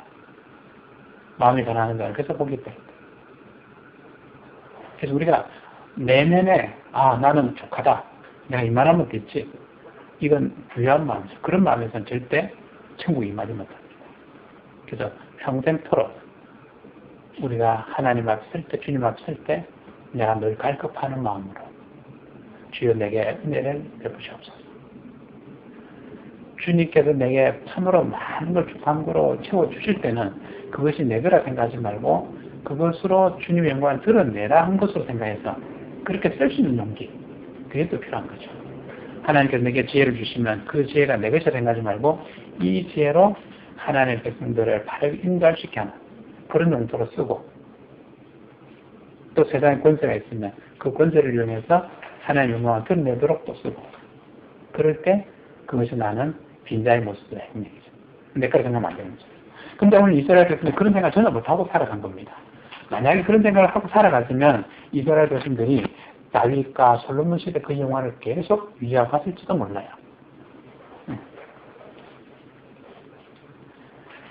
자, 그 다음에 9절을 보시게 되면 이래 내가 어찌하여 부러졌느냐. 자, 이거는 이제 내가 어찌하여 부러졌냐 하는 이야기는 이제 막다른 골목에 다다랐을 때 이미 바벨론의 포로로 잡혀가게 된 그 순간에서야 하나님을 찬양해요. 주여 우리를 구원하소서. 왜 이게 찬양이에요? 주님이 심판주로 오시는 그 순간에 주여 내가 주님 앞에 죄를 지었나요? 고백하면 인내했다. 그러니까 기회가 있을 때 우리는 기회를 잡아야 됩니다. 그러니까 우리가 이 주님의 백성들에게 그걸 잘 가르쳐야 됩니다. 많은 사람들이 생각합니다. 매주마다 가서 이번 주 죄를 지었으면 내가 회개하면 된다. 이렇게 이제 가르쳐 놓으니까 주일마다 나와가지고 이제 회개하는데 이 생각이 연장돼서 어디까지 가는가 하면 야 실컷 잘 살다가 주님이 오시면 끝나. 내가 회개합니다. 이러면 될 거 아니냐. 이런 식으로 생각하는 그런 태단이 생길 수 있는데 이건 주님이 오시는 그 날은 연속선상에 있는 날 아닙니다. 끊어진 날이에요. 이미 주님 오시기 전까지는 가능하지만 오시면 그 순간은 이미 다 끝난 겁니다. 회개도 불가능하고 그 순간에는 오직 심판만 있을 뿐입니다. 그래서 그 이야기가 바로 이 이야기입니다. 이제 내가 어찌하여 부르셨느냐. 하나님 심판하시기로 결정한 그날에는 아무리 그 뒤로 부르짖어 본들 바벨론 선에서 벗어날 길이 없습니다. 잡혀가는 수밖에 방법이 없습니다. 그래서 해산하는 여인의 고난, 그런 고난이 되는데 여기 지금 보면 해산하는 여인 이야기가 나오는데 이 이야기는 어떤 의미가 되는가 하면 분명히 고난은 고난이에요. 여자들이 이 아이를 낳을 때는 하늘이 그냥 노래지는 것 같고 세상에서 그 많은 고통이 없다 그래요. 참 그렇죠. 근데 최고로 고통스러운 그 순간인데 이 역설적이게도 뭔가 하면 그 순간이 지나면 기분이 오는 거예요. 엄청난 은혜입니다. 자식을 보는 은혜. 하나님께서 허락하시는 게 바로 그겁니다. 여기다 보면 내 모사가 죽었으므로 너희 중에 왕이 없어졌고 이미 이제 왕이 전쟁해가 죽을 수도 있고 바벨론 포로 잡혀가는 그 순간에는 이미 그 나라는 없어졌으니까 왕이란 있을 수가 없는 거죠. 그 다음에 내 모사가 죽었고 참모들은 다 없어집니다. 다 죽었고 내가 해산하는 여인처럼 고통한다. 해산하는 여인처럼 그렇게 고통한다 할지라도 그것이 영원한 파멸이 아니라 이 순간에도 희망을 주신 하나님입니다. 참고를 통해서 새로운 생명을 얻는, 새로운 삶을 얻게 하신 하나님. 얼마나 기가 막힙니까? 그런 기가 막힌 은혜. 그래서 결국에는 마지막 그 순간까지도 주님이 이 이스라엘 백성들을 구원하시는 걸 절대 포기하지 않으시겠다는 강력한 의지가 담겨져 있습니다. 그 이스라엘이 누구냐면 오늘 우리라는 거죠. 오늘 우리를 구원하시려고 주님께서 온갖 노력을 다하고 계십니다. 이 정도는 얼마 참 우리가 좀 부끄럽고 죄송하고 그리고 몸둘 바를 몰라야 되는데 어떻게 이 땅에 있는 주의 백성들 보면 다 그렇게 뻔뻔한지 모르겠어요. 너무 뻔뻔해. 이걸 도대체 못 느끼는 것 같아요. 이거를 우리가 제대로 깨닫도록 해줘야 된다. 안 되죠. 그 다음에 10절에 보면 내가 성읍에서 나가서 들에 거하면 그 성읍에서 나가 들에 거한다는 이미 이 나라에서 다 쫓겨나가지고 예루살렘에 살다가 어떻게 되면 바빌론 잡혀가가지고 오만 승지에 흩어져가 사는 그런 모습. 그러니까 참으로 비참한 모습을 얘기합니다. 또 바벨론까지 이르러 거기서 구원을 얻으라. 그렇지만 그들에게 구원을 허락하시겠다. 그래서 이 구원이 얼마나 소중한가에 대해서 오늘 우리가 하여금 발견하시는 겁니다.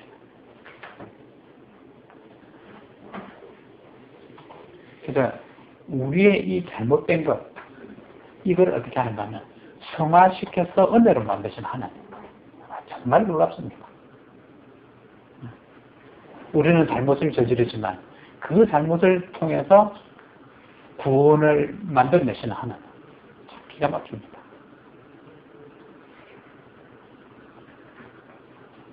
그래서 우리의 그 성도들에게 구원이 얼마나 소중한가 하는 것을 깨닫도록 하는 것. 이 구원에 대한 소중함을 모르기 때문에 어떻게 하는가 하면 소중함을 모른다는 그 가치를 모르는 거죠. 그게 금덩어리라는 것을 알지 못하기 때문에 어떻게 하는가 하면 그 사람들이 쉽게 버리고 어떻게 하는가 하면 세상 걸 쫓아갑니다. 세상에 하는 일들이 더 좋아 보이거든요. 그게 더 귀하게 보이는 거거든요. 한번 상상을 해보세요.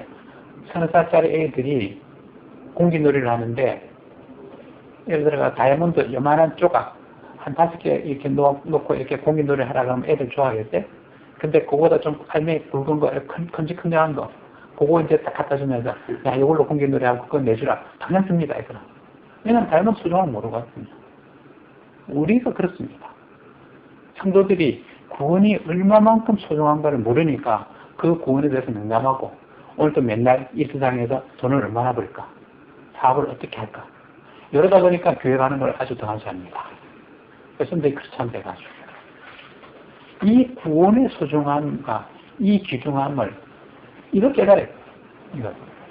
근데 어떻게 깨닫게 해주냐? 오늘 이 이스라엘 백성들이 그걸 깨달았으면 이들의 삶의 모습이 이랬겠는 거죠.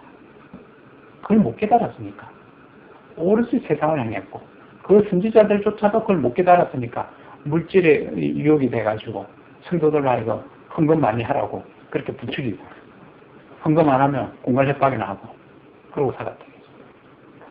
이 땅에 있는 많은 목회자들조차도 이 구원의 소중함을 못 느끼니까 본인도 모르니까 성도들에게 이야기할 수가 없죠. 정말 소중한 것은 이 구원에 대한 얘기입니다. 우리부터 구원의 소중함을 깊이 깨달아야 됩니다. 그리고 이야기가 다 달라지기 시작해요. 그러게 되면 이 성경이 다 달라버립니다.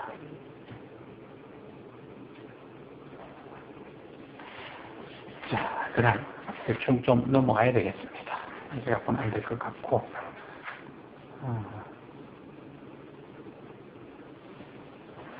12절에 그들이 여호와의 뜻을 알지 못하며 그 모략을 깨닫지 못한 것이라. 여호와께서 곡식단을 사장마당을 모음같이 그들을 모으셨나니 그래서 이방 족속들 하여금 이스라엘 징계하는 수단을 지금 모읍니다. 이거 우리 잘 생각해야 되는데, 이 이방 족속들, 아수르와 바벨론이 그 순간에 기뻤을 거예요. 야, 우리 강성해졌구나. 아수르 입장에서 그 별볼이 없는 나라, 비리비리 하다가 힘을 모아가지고 이제 이스라엘을 칠 수 있는 정도 힘이 되고 이스라엘 정복할 만한 여력이 됐을 때, 야, 우리가 참 이 정도 됐구나. 엄청나게 기뻤을 겁니다. 그리고 그들이 이스라엘 칠 때 정말 환호를 외쳐줄 거예요. 근데 중요한 건 뭔가 하면 그 순간에 착각하는 겁니다. 하나님의 도구로 사용된다라는 것을 그들이 착각하는 거죠. 징계의 수단을 우리를 쓰셨구나. 그 좋아할 일이 절대 아니거든요. 결국에 그 징계를 그들이 했기 때문에 이스라엘 징계의 수단을 썼다는 그 이유 때문에 하나님은 아수르를 멸망시킵니다. 그러니까 참 아이러니하죠. 하나님이 도구로 쓰셔놓고는 왜 그 도구를 갖다가 나중에 징계하시냐 이거죠.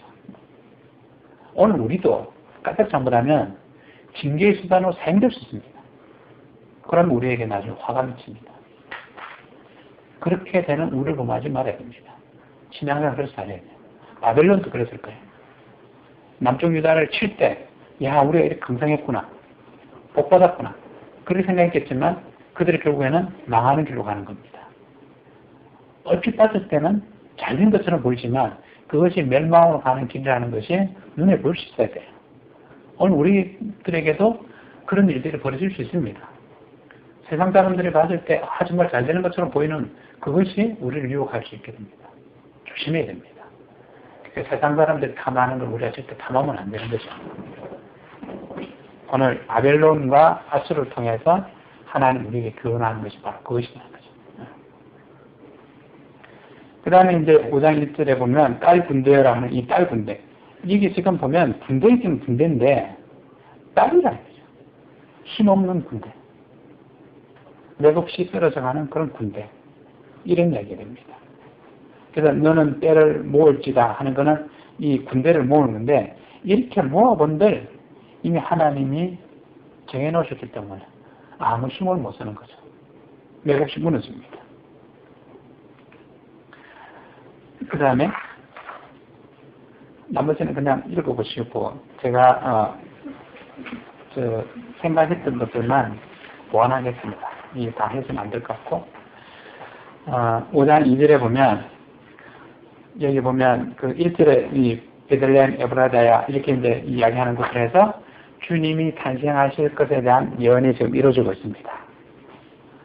그래서 메시아에 대한 예언이 이루어진 아주 중요한 성경책 구절이 됩니다.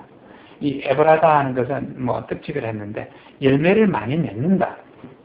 열매 많이 맺는다. 이게 참 중요한 얘기입니다. 결국에 어떻게 된다면 주님이 오신 것은 이 땅 열매 맺으시러 오신 거예요. 열매 맺으시러.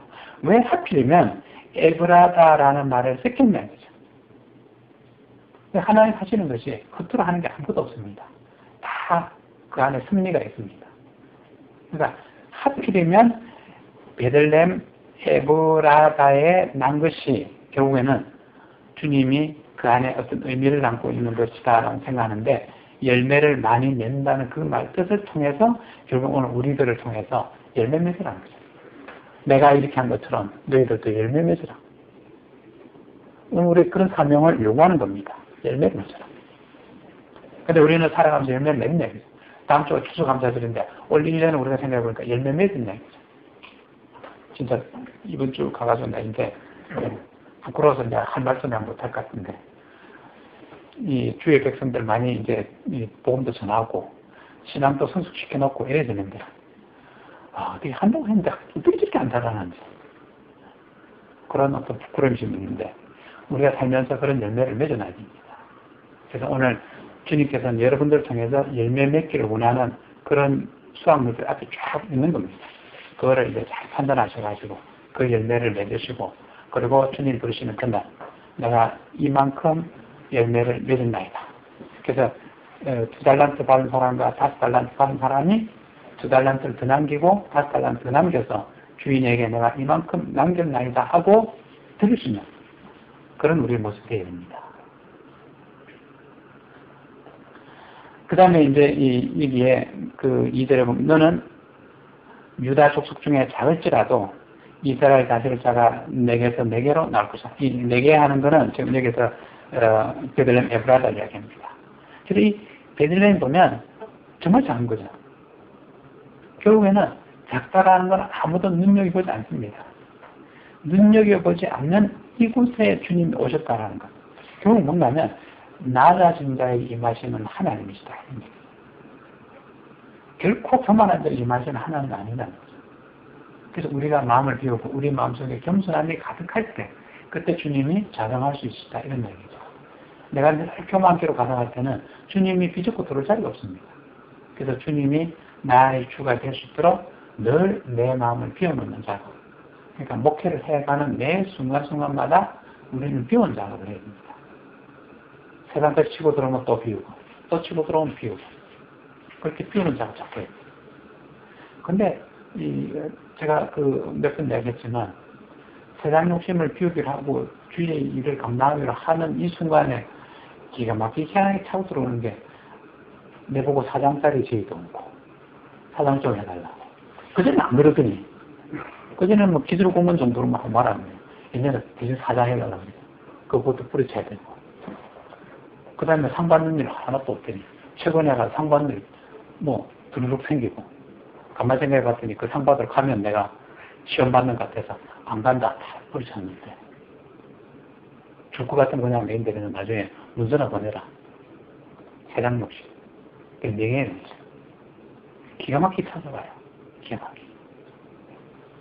그런 욕심들이 우리 속에 불쑥불 생긴다는 거죠.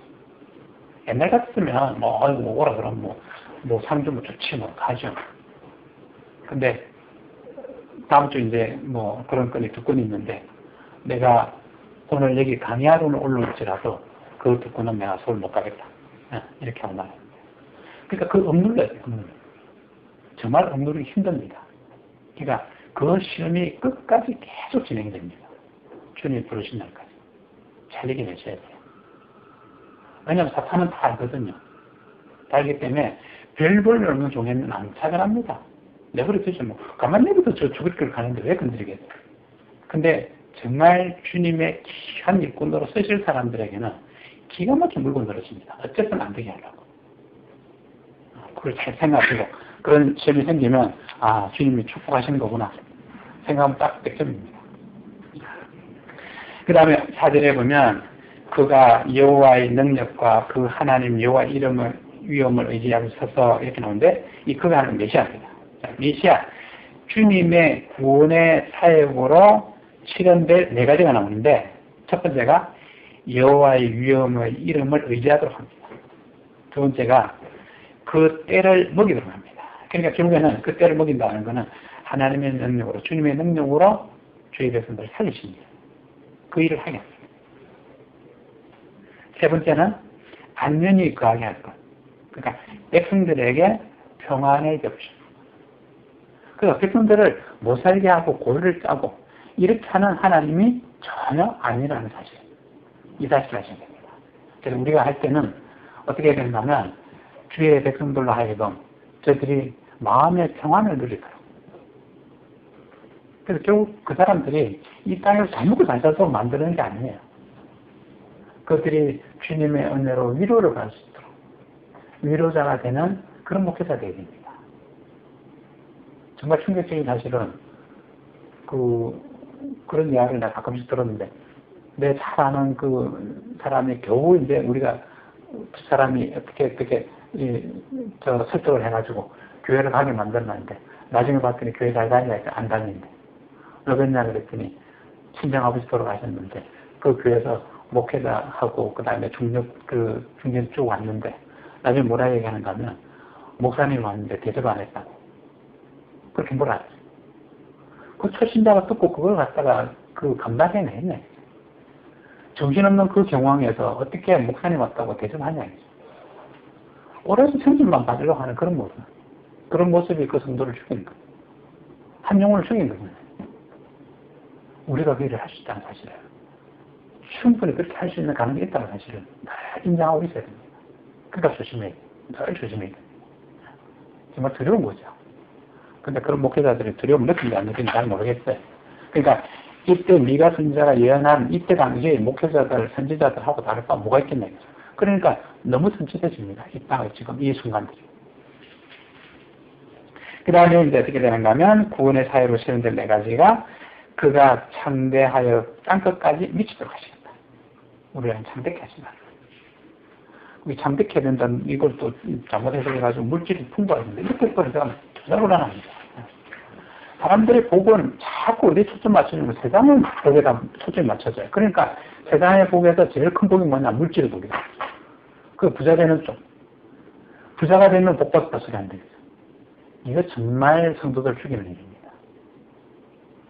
물질로 인해서 그들이 죽을 수 있다는 사실. 사도 바울 선생은 그때 당시에 그 자기의 명예와 부와 권력 다 내팽개치고 오직 주님의 일꾼으로서 복음 전하는 자로서의 역할을 감당했습니다. 그 일을 하고도 늘 기뻤다는 사실. 그렇게 되도록 만들었대요. 우리부터 그래야 됩니다. 우리부터. 내가 이렇게 하는 일, 주님의 일하는 이것이 기뻐야 됩니다. 사실 아침에 내가 아까도 말씀드린 것처럼 새벽 5시 눈 떠가지고 그러니까 12시에 자가지고 이거 안 일릴까 싶어가지고 탁 눈 뜨니까 1시 반이더라. 또 눈 붙였다가 또 깜빡해가지고 그러니까 이렇게 참놓치면 오늘 이 수업 흥망되니까 어차피 이 수업 와야 되니까 그러고 오는데 이 리듬이 깨지니까 진짜 죽을 맛이야. 아까 전철 타고 와가지고 여기서 한 10몇 분 더 걸어오는데 이거 오늘 담고 왔더니 이 다 담은 게 왜 또 그렇게 무거워요? 가방이? 한쪽은 축 처지죠. 육체적으로 정말 고달고 힘드는데 이게 기쁜 겁니다. 세상들은 볼 때 미쳤죠 이거. 우리 친구들 보면 진짜 돌았다 그럴 거야. 근데 이게 기쁘다는 사실. 정말 좋거든요. 그러니까 다른 거 세상 일 하는 거 이제 그런 생각이 좀 들어요. 하는 거 좀 살살 이제 깨어있지 말고 하기도 싫고 재미도 없고. 근데 이제 이 하나님 말씀 전하고 이 일이 좋아가지고 그래서 홍천에 부흥한다 오라 그러니까 또 총알같이 또 쫓아가가지고 며칠 하고 그것도 좋아가지고 그때 허리 아파가지고는 제대로 숙제도 못했어요. 그것 때문에 지금 병원 계속 다니고 있고 오늘 아침에 버스 타고 오는데 허리가 계속 아프더라고. 육체적으로 굉장히 아픈데 그러고 보면 좋다고 기득거리는 거 보면 참 미쳤죠. 그래야 됩니다. 그렇게 되셔야 돼요. 그러니까 여러분들 다 하나님이 그런 은혜를 주실 줄로 믿습니다. 그 다음에 5장 6절에 보면 니므롯 땅의 의기를 항목케 했다. 이 니므롯 하면 지금 이 바벨론 하수로 뭐 가르치는 거라고 되어 있는데 어쨌든 요거는 참고를 해서 그냥 내용을 읽어보시기 바랍니다. 보시고 그 다음에 야곱의 남은 자 7절에 야곱의 남은 자 많은 백성 중에 있을 것이다. 그래서 이 많은 백성 중에 있다라는 건 보면 야곱의 남은 자가 결국 무슨 자인가 하면 구원받을 자라는 얘기죠. 야곱의 남은 자 구원받을 자. 그 구원받을 자가 어떻게 됐나? 많은 백성 중에 있을 것이다. 이 백성은 뭐냐? 구원받지 못할 자죠. 그럼 무슨 얘기인가 하면 구원을 하나님이 수없이 베풀려고 노력했지만 아니 틀어봤더니 구원받는 자 몇 명 없다 이 얘기. 정말 몇 명 없는 거예요. 이런 심각한 현상이 벌어진다는 거죠. 진짜 심각한 문제입니다. 그래서 이 요한계시록에 보면 구원받을 자가 숫자가 얼마나 했더니 14만 4천 명이다. 이렇게 이야기가 되고 있잖아요. 근데 그 의미를 저는 그렇게 생각을 하는데 어떻게 보는가 하면 14만 4천을 분해보면 12 곱하기 12 곱하기 10의 3등입니다. 그 10이라는 건 믿는 자를 얘기하죠. 믿는 자 두 번이니까 믿는 자들에게 정말 확실하게 주님께서 은혜를 베푸신다. 그러니까 두 번 이야기하는 거는 강조법이라고 얘기하잖아요. 그 다음 10이라는 완전한 숫자입니다. 완전하게 구원할 것이다. 하는데 어떻게 하느냐. 그러니까 10의 3등이죠. 성부와 성자와 성령의 이름으로 내가 확언한다. 확실하게 구원한다. 그러니까 변함이 좀 없다. 그러니까 믿는 자 모두를 완전하게 내가 다 구원할 것이다. 그러니까 수없이 많은 사람을 구원하시게 되는 이야기예요, 사실은 그게. 그런데 숫자상으로 보면 14만 4천이라는 건 뭐냐면 얼마나 작은 숫자냐. 그렇다고 숫자 그대로 14만 4천이면 구원 받는 얘기 아니고 14만 4천이라고 기록되어 있는 그 숫자가 우리 숫자 중에서 보면极작은 숫자입니다. 이처럼 구원받기가 정말 어렵다는 사실. 그러니까 그 사실을 깨달아야 거죠. 구원받는다는 것이 이처럼 어려운데 어떻게 다들 그때 무감각하냐죠. 너무 무감각. 그 구원받는 그 사람들을 책임져야 될 사람들이 누구냐면 목회자들인데 목회자들 왜 그렇게 무감각하냐. 한 영혼에 대한 사랑. 왜 그렇게 없냐 이거죠. 오직 한 영혼이라도 구원하려고 목숨을 걸고 발버둥치는 그런 모습이 있어야 되는데 이 땅에 많은 목회자가 그렇지 못하면 너무나 안타깝다. 근데 우리가 이 땅에 역사가 믿음의 역사가 시작될 때 그때 우리 믿음의 조상들을 보면 그런 일들 했거든요. 너무 경멸되는 겁니다. 근데 그거를 후손되는 우리들이 왜 이렇게 망가뜨리는 얘기죠. 그걸 이어받아야 되는데. 그래서 우리가 우리 그 안에서는 그것을 정통으로 이어가자 이런 얘기죠. 이어가자. 그래서 구원하는 그 일에 우리가 목숨을 걸자 이런 얘기입니다. 그래서 우리가 교회 많이 뭐 큰 교회 많이 진짜 이 이야기 아니라는 얘기죠. 어쨌든 이 땅에 구원받을 자들을 정말 우리가 우리의 노력을 다해서 구원하는 그 일을 감당하자. 그 다음에 이 젊은 사자 이야기가 나옵니다. 여기 보면 이 사자라는 거 보면 이 나중에 그 아수르를 이 사자로도 비교하고 그러는데 그거는 잔인함으로써 그렇게 잔인했다 이런.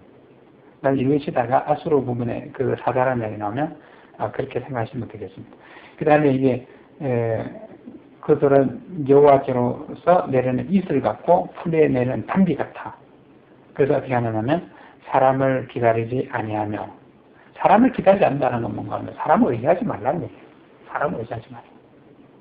근데 우리는 이 땅 살아가면서 대부분 사람을 의지합니다. 우리가 목회하면서 사람을 의지하죠. 저도 고백한데 돌아보니까 사람을 의지했더라고요. 그 순간 내가 주님을 의지해야 되는데 사람을 의지했구나. 그래서 내가 정말 잘못했구나.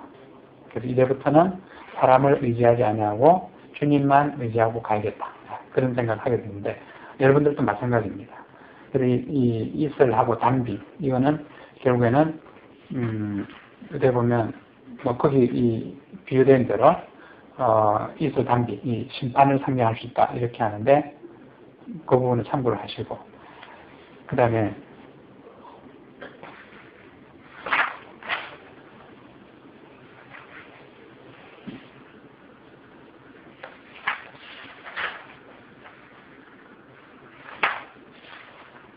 6장 1절 보겠습니다.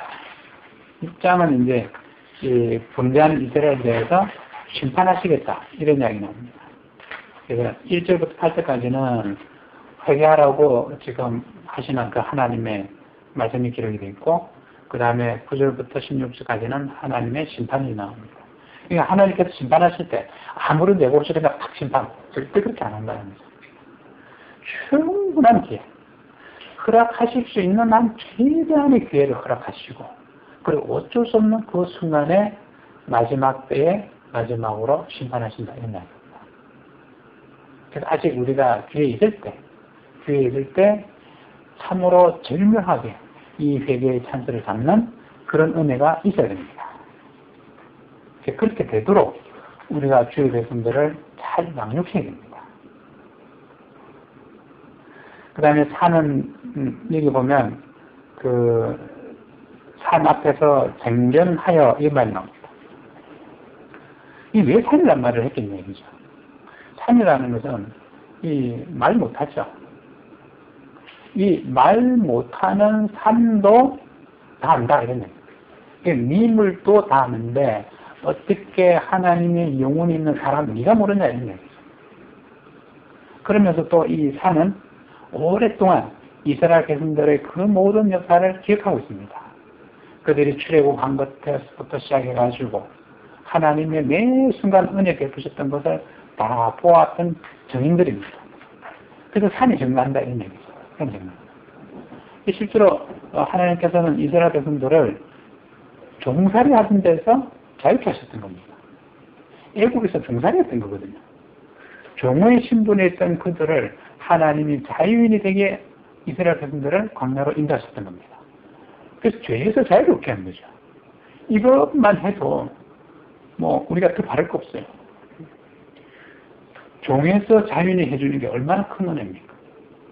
근데 그 은혜조차도 도무지 깨닫지 못했던 이스라엘 백성들이었어요. 그들이 광야로 나온 그 순간에 매 순간마다 우리가 이렇게 자유 주신 하나님께 감사하나이다. 그 철학 도움 없어요. 보는 것마다 하나님 원망하는 이야기밖에 없어요. 이스라엘 백성들. 그런 것이 우리의 모습입니다. 그런 우리를 사랑하셔서 결국에는 가나안 땅까지 인도하시는 하나님, 구원을 베푸신 하나님. 그 성경 보면 그러니까 이 성경책이라는 것은 하나님이 내게 쓴 짝사랑의 연애 편지가 있는 보내도 보내도 답변 없는 연애 편지. 그 심정을 우리가 이해를 해야 되는데 도무지 이해가 잘 안 되죠. 그래서 오죽했으면 하나님 이 산에게 호소를 하셨겠네요. 얼마나 답답하셨어요. 그 다음에 6장 3절에 보면 무엇이 너를 괴롭게 하였느냐 너는 내게 증거하라. 여호와께서는 이스라엘 죄를 고소하시기 전에 어떻게 했는가 하면 먼저 이스라엘로 하여금 자신들의 생각을 변화하게 해주시는데 그러니까 먼저라는 거 보면 그 결국에는 늘 우선적으로 기회 주신 하나님 늘 기회를 줍니다. 그러니 이 수없이 많은 선지자를 보내주신 것 그것이 바로 기회였다는 거죠. 그런 기회를 줬다. 그런 기회를 줬음에도 불구하고 이스라엘 백성들은 하나같이 이 이스라엘 선지자들을 다 그냥 배척하고 죽이고 이렇게 하기만 바빴던 겁니다. 그 다음에 6장 6절에 6장 5절 거기 보면 모세와 아론과 미리암을 보내어 내 앞에서 행하게 했다 하는 이야기가 나오는데 이 이야기는 결국 내가 생각할 때는 늘 좋은 곳으로 예배해 주신 하나님. 아니 그 어리석은 백성들한테 하나님께서는 모세라는 걸출한 지도자를 보내주시고 아론이라는 그 위대한 제사장을 보내주시고 미리암이라는 이 선지자를 보내주시고 보내주고 다 보내준 거예요. 그 결국에는 우리에게 늘 좋은 곳으로 다 채워주신 하나님입니다. 우리의 삶을 한번 돌이켜보세요. 쭉 돌이켜보면 그 순간에 참 우리가 하나님 원망했는데 난 지나고 나서 보니까 아 그게 그때 그것이 하나님의 은혜였구나. 이 사실을 깨달을 때 너무 많아요. 저 자신을 한번 돌이켜보면 그런 순간이 너무 많습니다. 그때 내가 하나님 원망했는데 왜 하나님이 나를 버리셨나이까 이렇게 원망했는데 지금 와서 봤더니 그것이 하나님이 나를 끔찍해서 사랑하는 순간이었다는 거죠. 그 순간이 없으면 내가 이 순간 이 자리에 없었을 것 같아요. 그래서 지나봐야 합니다. 그러니까 하박국 선지자에 있는 것처럼 의인은 오직 믿음으로 하면 살 것이다. 하나님이 어떻게 하는지 우리의 이 능력으로 이해를 못합니다. 우리의 이게 짧은 지혜로는 이해를 못해요. 그러니까 하나님 하시는 대로 가라 하면 가고 오라 하면 오고 그러면 딱 됩니다. 그 다음에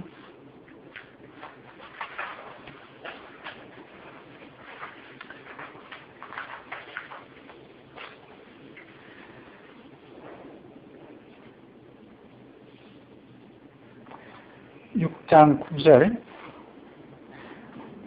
성읍을 향하여 외쳐 부르시나니 이 성읍은 예루살렘성입니다. 예루살렘. 너희는 매를 순위 받고 그것을 정하신 자를 순종할지니라. 그래서 이 매 맞는 거를 두려워하면 안 되죠. 그러니까 매 맞기 전에 회개하면 제일 좋은 방법인데 그러나 우리가 그때를 놓쳤을 때는 매를 맞는 그 순간에도 매를 들어주시는 하나님께 감사해야 됩니다. 그때라도 찬송을 잘하죠. 그래서 그것이 우리가 살 수 있는 유일한 길이 됩니다. 그 다음에 7장 가서 보겠습니다. 7장은 지금 이스라엘을 위한 이 선지자 미가의 탄원을 지금 기록하고 있습니다.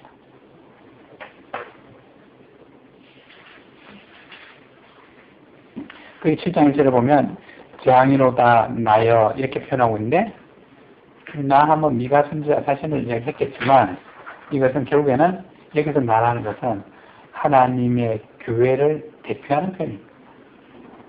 하나님 교회를 대표해서 미가 선지자가 나여 이렇게 표현하고 있습니다.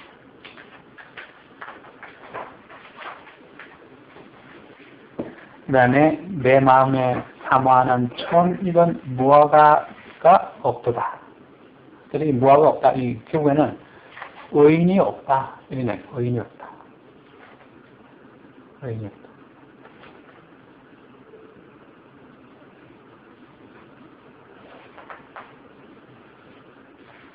그 다음에 7장 5절과 6절에 보면 너희는 이웃을 믿지 말며 친구를 의지하지 말며 내 품에 놓은 여인이라도 내 입의 문을 지킬지어다. 뭐 이거 어떻게 보면 사람 믿지 말라 이런 이야기 같아가지고 이 불신 조장하는 거 아니냐 이런 느낌으로 와닿지만 결국엔 뭔가냐 세상에 의지할 것은 아무것도 없다. 오직 의지할 것은 하나님밖에 없다. 이 이야기입니다. 내하고 같이 누워있는 내 마누라조차도 내가 의지할 수 있는 그런 대상이 안 된다는 얘기예요. 어떻게 알겠어요? 오늘 내가 같이 했던 이 아내가 내 당장 부수고서 떠나버린다. 참 안 된 표현이지만 하나님 빨리 불러버린다. 그 내 의지했던 것이 다 무너져 버린다. 결국에는 하나님만 의지하고 살아라. 주님만 의지하고 살아라. 그래서 우리가 세상을 의지하다 보면 실망할 때 참 많죠. 사람은 믿었는데 그 사람이 나를 실망시키고 이렇게 해서 내가 어떻게 보면 슬픔을 당할 때도 있고 이렇게 됐는데 결국 이때 당시에 보면 그렇게 가정이 다 완전 파괴되어 있는 모습을 보게 됩니다. 이렇게 가정이 파괴된 그때 당시에 유대의 모습을 보면 오늘 이 땅에 우리 가정들의 모습과 똑같습니다. 가정들이 다 파괴돼가지고 이혼율이 뭐 세계에서 정상급에서 속하고 그 다음 애들 안 낳으려고 그러고 결혼 안 하려고 그러고 도무지 하나님 것을 기뻐하지 않을 그런 모습들이 너무나도 이 땅에 크게 드러나고 있는 모습. 유독 우리나라가 전 세계적으로 그것이 부각되고 있다는 사실이 결국 어떤 의미에서 보면 하나님이 이 민족을 그래도 그렇게 사랑하시는 거구나. 징계받을지라도. 안 그러면 하나님이 그냥 내버려 주실 텐데. 그러니까 결국에는 이 민족을 통해서 결국에는 주님의 그 커진 일을 하실 것이다. 저는 그렇게 생각을 합니다. 그 주인공들은 누구냐 하면 오늘 여기 있는 여러분들입니다. 여러분들 통해 하실 것이다. 그 다음에 7장 11절에 내 성벽을 건축한 날, 곧 그날에는 지경이 넓어질 것이다. 그러니까 성벽 건축한 날, 새로 이제 이 모든 걸 회복된 날이죠. 그때 되면 어떻게 되는가 하면 그날은 지경이 땅이 다 넓어진다. 그러니까 예루살렘 성이 점점 크게 된다. 이런 의미인데 결국엔 뭔가 하면 메시아를 인해서 이방의 복음이 전파돼서 하나님의 나라 확장될 걸 지금 의미하고 있습니다. 지금 그 일이 이루어졌잖아요. 이 땅에 많은 복음이 이 땅에 널리 전파되었고 그 이스라엘만 국한된 것이 아니라 온 세계 주님의 나라가 지금 이루어져가고 있는 그런 모습을 보게 됩니다. 그 다음에 7장 13절에 그 땅은 그 거민의 행위의 열매로 인하여 황무할 것이다.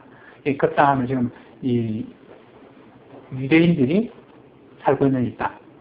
그러니까 어떻게 되는가 하면 결국엔 유대인들이 예수님을 십자가에 못 박아 죽였고 그 이후로 70년 그때 로마가 이 유대를 완전히 멸망시켜버립니다. 땅을 황무케 만들어버립니다. 모든 성을 다 대파해버렸고 그런 일들이 일어날 것을 미리 지금 이야기합니다. 그 땅은 그 거민의 행위의 열매를 인하여 황무하게 될 것이다. 그렇게 됐다. 그 다음에 원컨대 주는 주의 지팡이로 주의 백성 곧 갈멜 속 살림에 갈멜 속 살림함이 참으로 부유한 초원을 상징합니다. 홀로 거하는 주의 기업의 때를 멍시되 그러니까 세상과 구별해서 오직 하나님만 함께하는 하나님만 의뢰하는 그런 주의 백성들 이걸 상징합니다. 그 다음에 그들은 옛날같이 바산과 길라앗에서 먹이시옵소서. 그래서 이 바산과 길라앗은 이 팔레스타인에서 아주 좋은 목장이 있는 그런 곳입니다. 그게 풍요를 상징하는 거죠. 그래서 이런 복이 임할 것이다. 결국에는 하나님께서 이 이스라엘 백성들을 징계하셨지만 결국에 사랑하셔서 이들에게 이와 같은 은혜를 베푸신다. 오늘 믿는 자에게 베푸시는 하나님 은혜가 이와 같이 무한하시다. 이런 이야기입니다. 결국 7장 18절에 보면 주와 같은 신이 어디 있으리까? 이 주와 같은 신이 어디 있을까? 이 표현은 이 미가의 선지자 미가가 미가라는 이름이 의미하는 바는 뭔가면 누가 야훼와 같은가 이 뜻입니다. 미가. 그러니까 그 이름대로 오늘 여기서 미가 선지자는 주와 같은 신이 어디 있으리까 이렇게 표현합니다. 그러니까 전에도 말씀드린 것처럼 이 히브리어 원어를 배워가지고 이 원전의 맛을 살리면서 읽을 수 있으면 참 더 은혜될 것 같아요. 기가 막힌 문학적 표현들. 원어가 완전히 살아 움직이고 그거를 저는 지금 못 느끼겠다는 건 참 안타까운데 제가 성경공부를 하면서 느끼는 게 히브리어 헬라어도 공부를 해야 되겠다. 이 생각이 자꾸 들어있습니다. 언제 기가 될는지 모르겠지만 이날 이제 새로 언어를 배우려는지 모르겠는데 좀 필요할 것 같아요. 그 다음에 20절에 주께서 옛적에 우리 열조에게 맹세하신 대로 야곱에게 성실을 베푸시며 아브라함에게 인내를 더하실 것이다. 이런 축복의 말씀. 그러니까 하나님이 끝까지 무한대까지 사랑하시겠다. 무한대까지. 사람으로서는 도저히 할 수 없는 이런 사랑을 오늘 하나님 우리에게 베푸시겠다. 이런 이야기입니다. 그래서 그런 은혜. 그래서 이 미가서를 보면 참 은혜가 넘치는 성경책이다. 그래서 어떤 성경책보다도 우리에게 와닿는 은혜가 크구나. 이런 것을 많이 느낍니다. 그래서 어쨌든 미가서는 이제 봤고요. 그래서 이 마음서 다시 보겠습니다.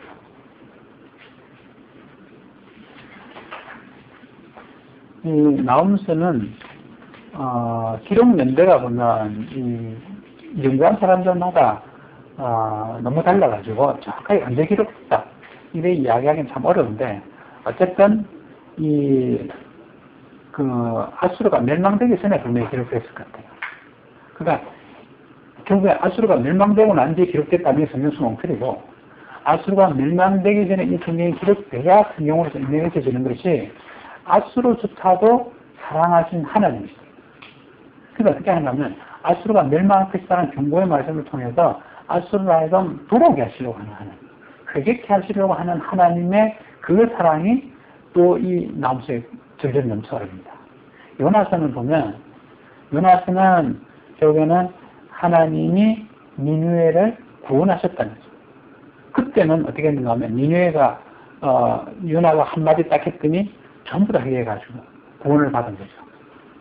근데 오늘 이 순간에 나온 선지자는 이 아수르, 니느웨가 멸망할 것이다 예언하고 있습니다. 그거는 결국 무슨 의미가 되는가 하면 큰 줄로 착하지 마라. 넘어질까 조심해라. 이 말씀입니다. 오늘 우리도 신앙이 내가 이만하면 됐지. 이 순간을 경고하는 말씀입니다. 이게. 나훔서는. 그러니까 분명히 아수르가 요나서를 통해서 보면 구원을 받았거든요. 그들이 회개하고 돌아온 겁니다. 니느웨 왕이 조복을 입고 다 하나님 회개했고 요나서에 기록되어 있잖아요. 그럼 분명히 하나님 그들을 구원하셨을 거예요. 그들이 생각할 때 우리가 하나님께 구원을 받았구나 생각했을 거라죠. 그런데 이 순간 이 나훔 선지자는 이 아수르가 멸망한다는 거죠. 그들이 받아들일 수 있겠냐는 거죠. 우리가 어떻게 멸망을 해요? 하나님께 우리가 다 회개했는데. 그렇지만 하나님께서는 역사에 보듯이 이 아수르를 멸망시켰습니다. 그러니까 심판하셨다는 거죠. 근데 그 심판하실 때 하나님 이미 나훔 선지자를 통해서 이 아수르가 멸망당할 것이니까 회개하라고 기회를 또 줬던 겁니다. 근데 여전히 그들이 회개하지 못했던 거죠. 그러니까 기가 막히게 잡은 찬스, 그 찬스를 놓쳐버린 정말 불행한 아수르의 족속들입니다. 어떻게 보면 멸망하지 않고 계속 이 땅에서 존재할 수 있던 그런 나라가 하나님 앞에 바로 서지 못함으로 결국에는 멸망되고 역사에서 사라져버린 그런 어리석음을 통해서 오늘 우리를 깨우치는 겁니다. 내가 구원받은 줄로 착각하지 말라니. 제가 나눠준 이 책에 보면 구원의 서정이 나와 있는데, 거기 보면 우리가 처음에 이 초청을 받습니다. 그러면 하나님 우리를 불러주신 거죠. 그래서 우리가 믿음을 고백함으로써 우리가 구원을 받습니다. 믿는 자의 구원을 허락하신다. 그게 뭔가 하면 칭의 구원입니다. 그렇다고 해서 그 순간에 구원이 다 이루어지냐면 구원이 이루어진 게 아니에요, 아직은. 미래에 이루어질 구원에 대해서 우리가 미래에 이루어지는 줄로 믿고 이 순간 고백하는 거죠. 그래서 미래에 이루어진 걸 이 순간에 우리가 믿음으로 받아들인 겁니다. 그러니까 우리가 당신은 구원받았습니까? 하면 예, 구원받았습니다. 할 수 있는 것이 칭의 구원입니다. 그 다음에 중요한 건 뭔가 하면 이 구원을 완성해 가야 됩니다. 그러니까 그 구원받은 자로서 책임과 의무를 다하는 것으로서 우리가 회개도 하고, 그리고 우리가 계속해서 주님 앞으로 나아가는 여정을 꾸준히 해서 결국에 견인하는 삶이 되어야 되죠. 그래서 그 견인 구원이 이루어져야 됩니다. 늘 새롭게 하셔서. 그래서 마지막 순간에 주님이 우리를 천국에 데려주시는 그 순간 우리는 영화 구원을 이루게 됩니다. 그게 구원이 완성입니다.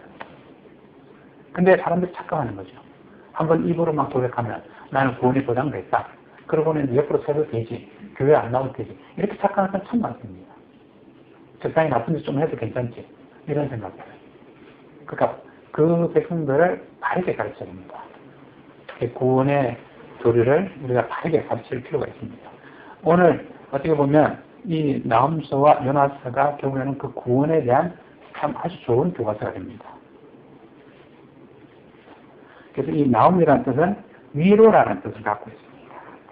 그래서 아수르에 잡혀간 이스라엘 백성들을 위로하시는 하나님의 은혜가 이 나훔서에 나타나 있습니다. 아수르가 망한다.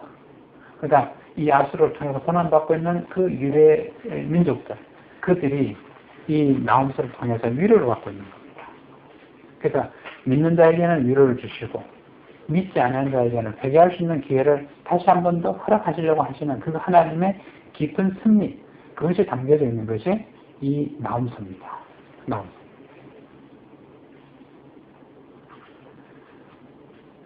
그래서 여기 보시게 되면 일단 2절에 여호와는 투기하시며 보복하시는 하나님이시다.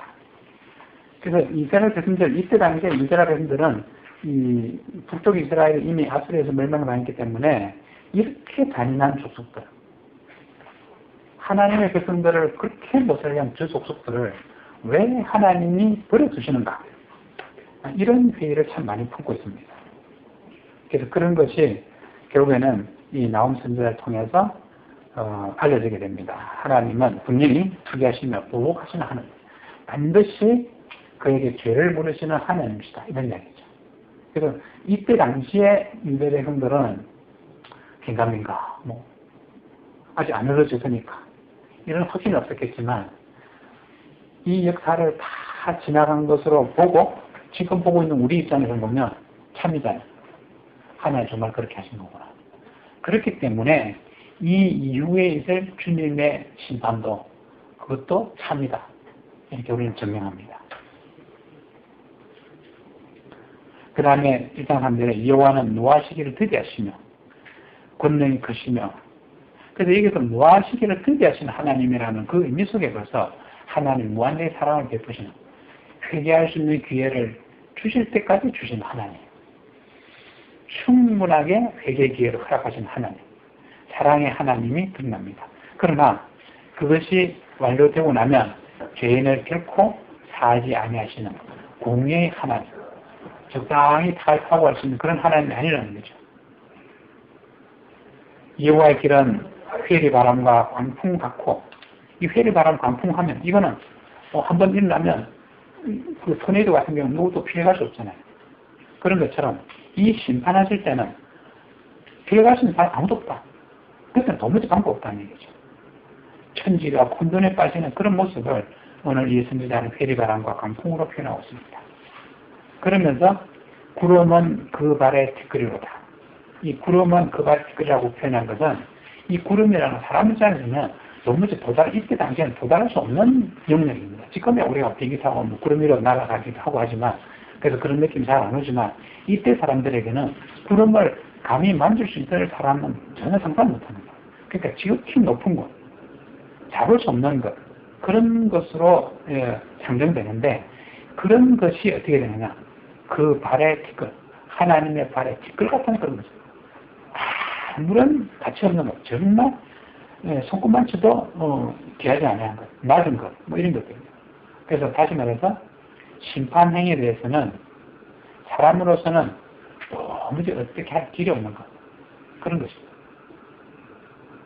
그래서 이런 사실들을 알고 사람들이 하나님의 그 심판하심에 대해서, 경고하심에 대해서 깊이 깨달아야 되는데, 역시 무감각하게, 덤덤하게, 별로 두렵지 않게 생각하는 그런 모습을 보여줬습니다.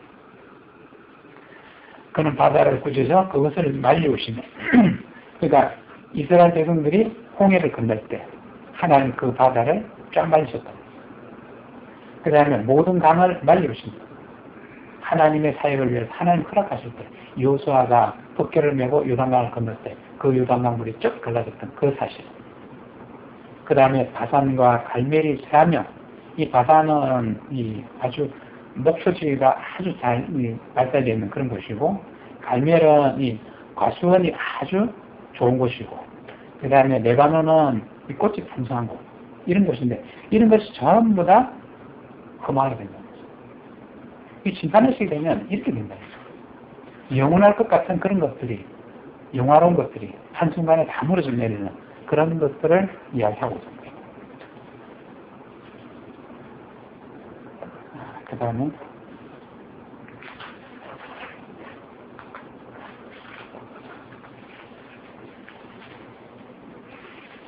나머지는 그 나눠 드린 거를 좀 참고를 하시기 바랍니다. 이 시간이 다 돼가지고 안 될 것 같습니다.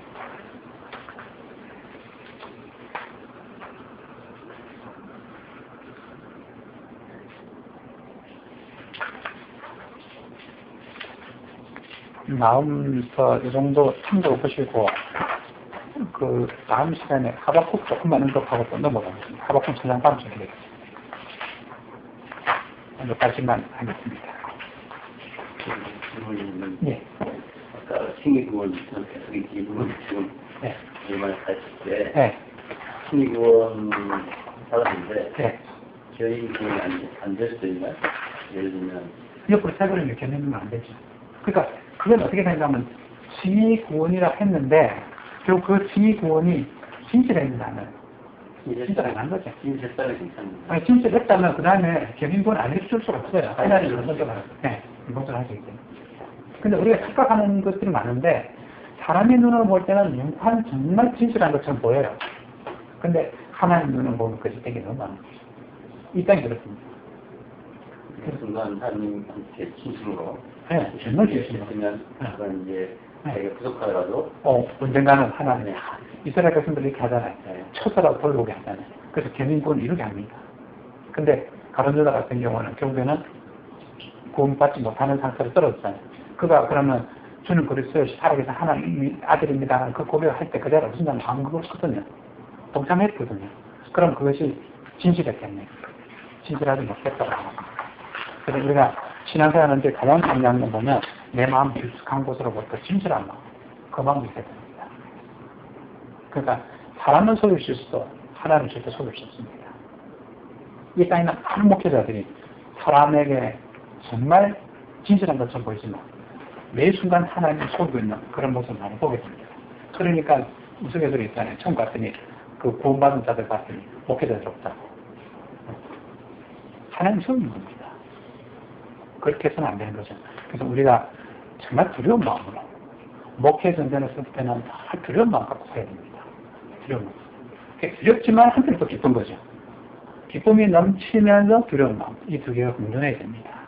그래서 두렵고 떨리는 마음으로 하나님 말씀 전할 때도 함부로 하면 안 되고. 그래서 저는 그 설교를 그러다 보니까 자주 이제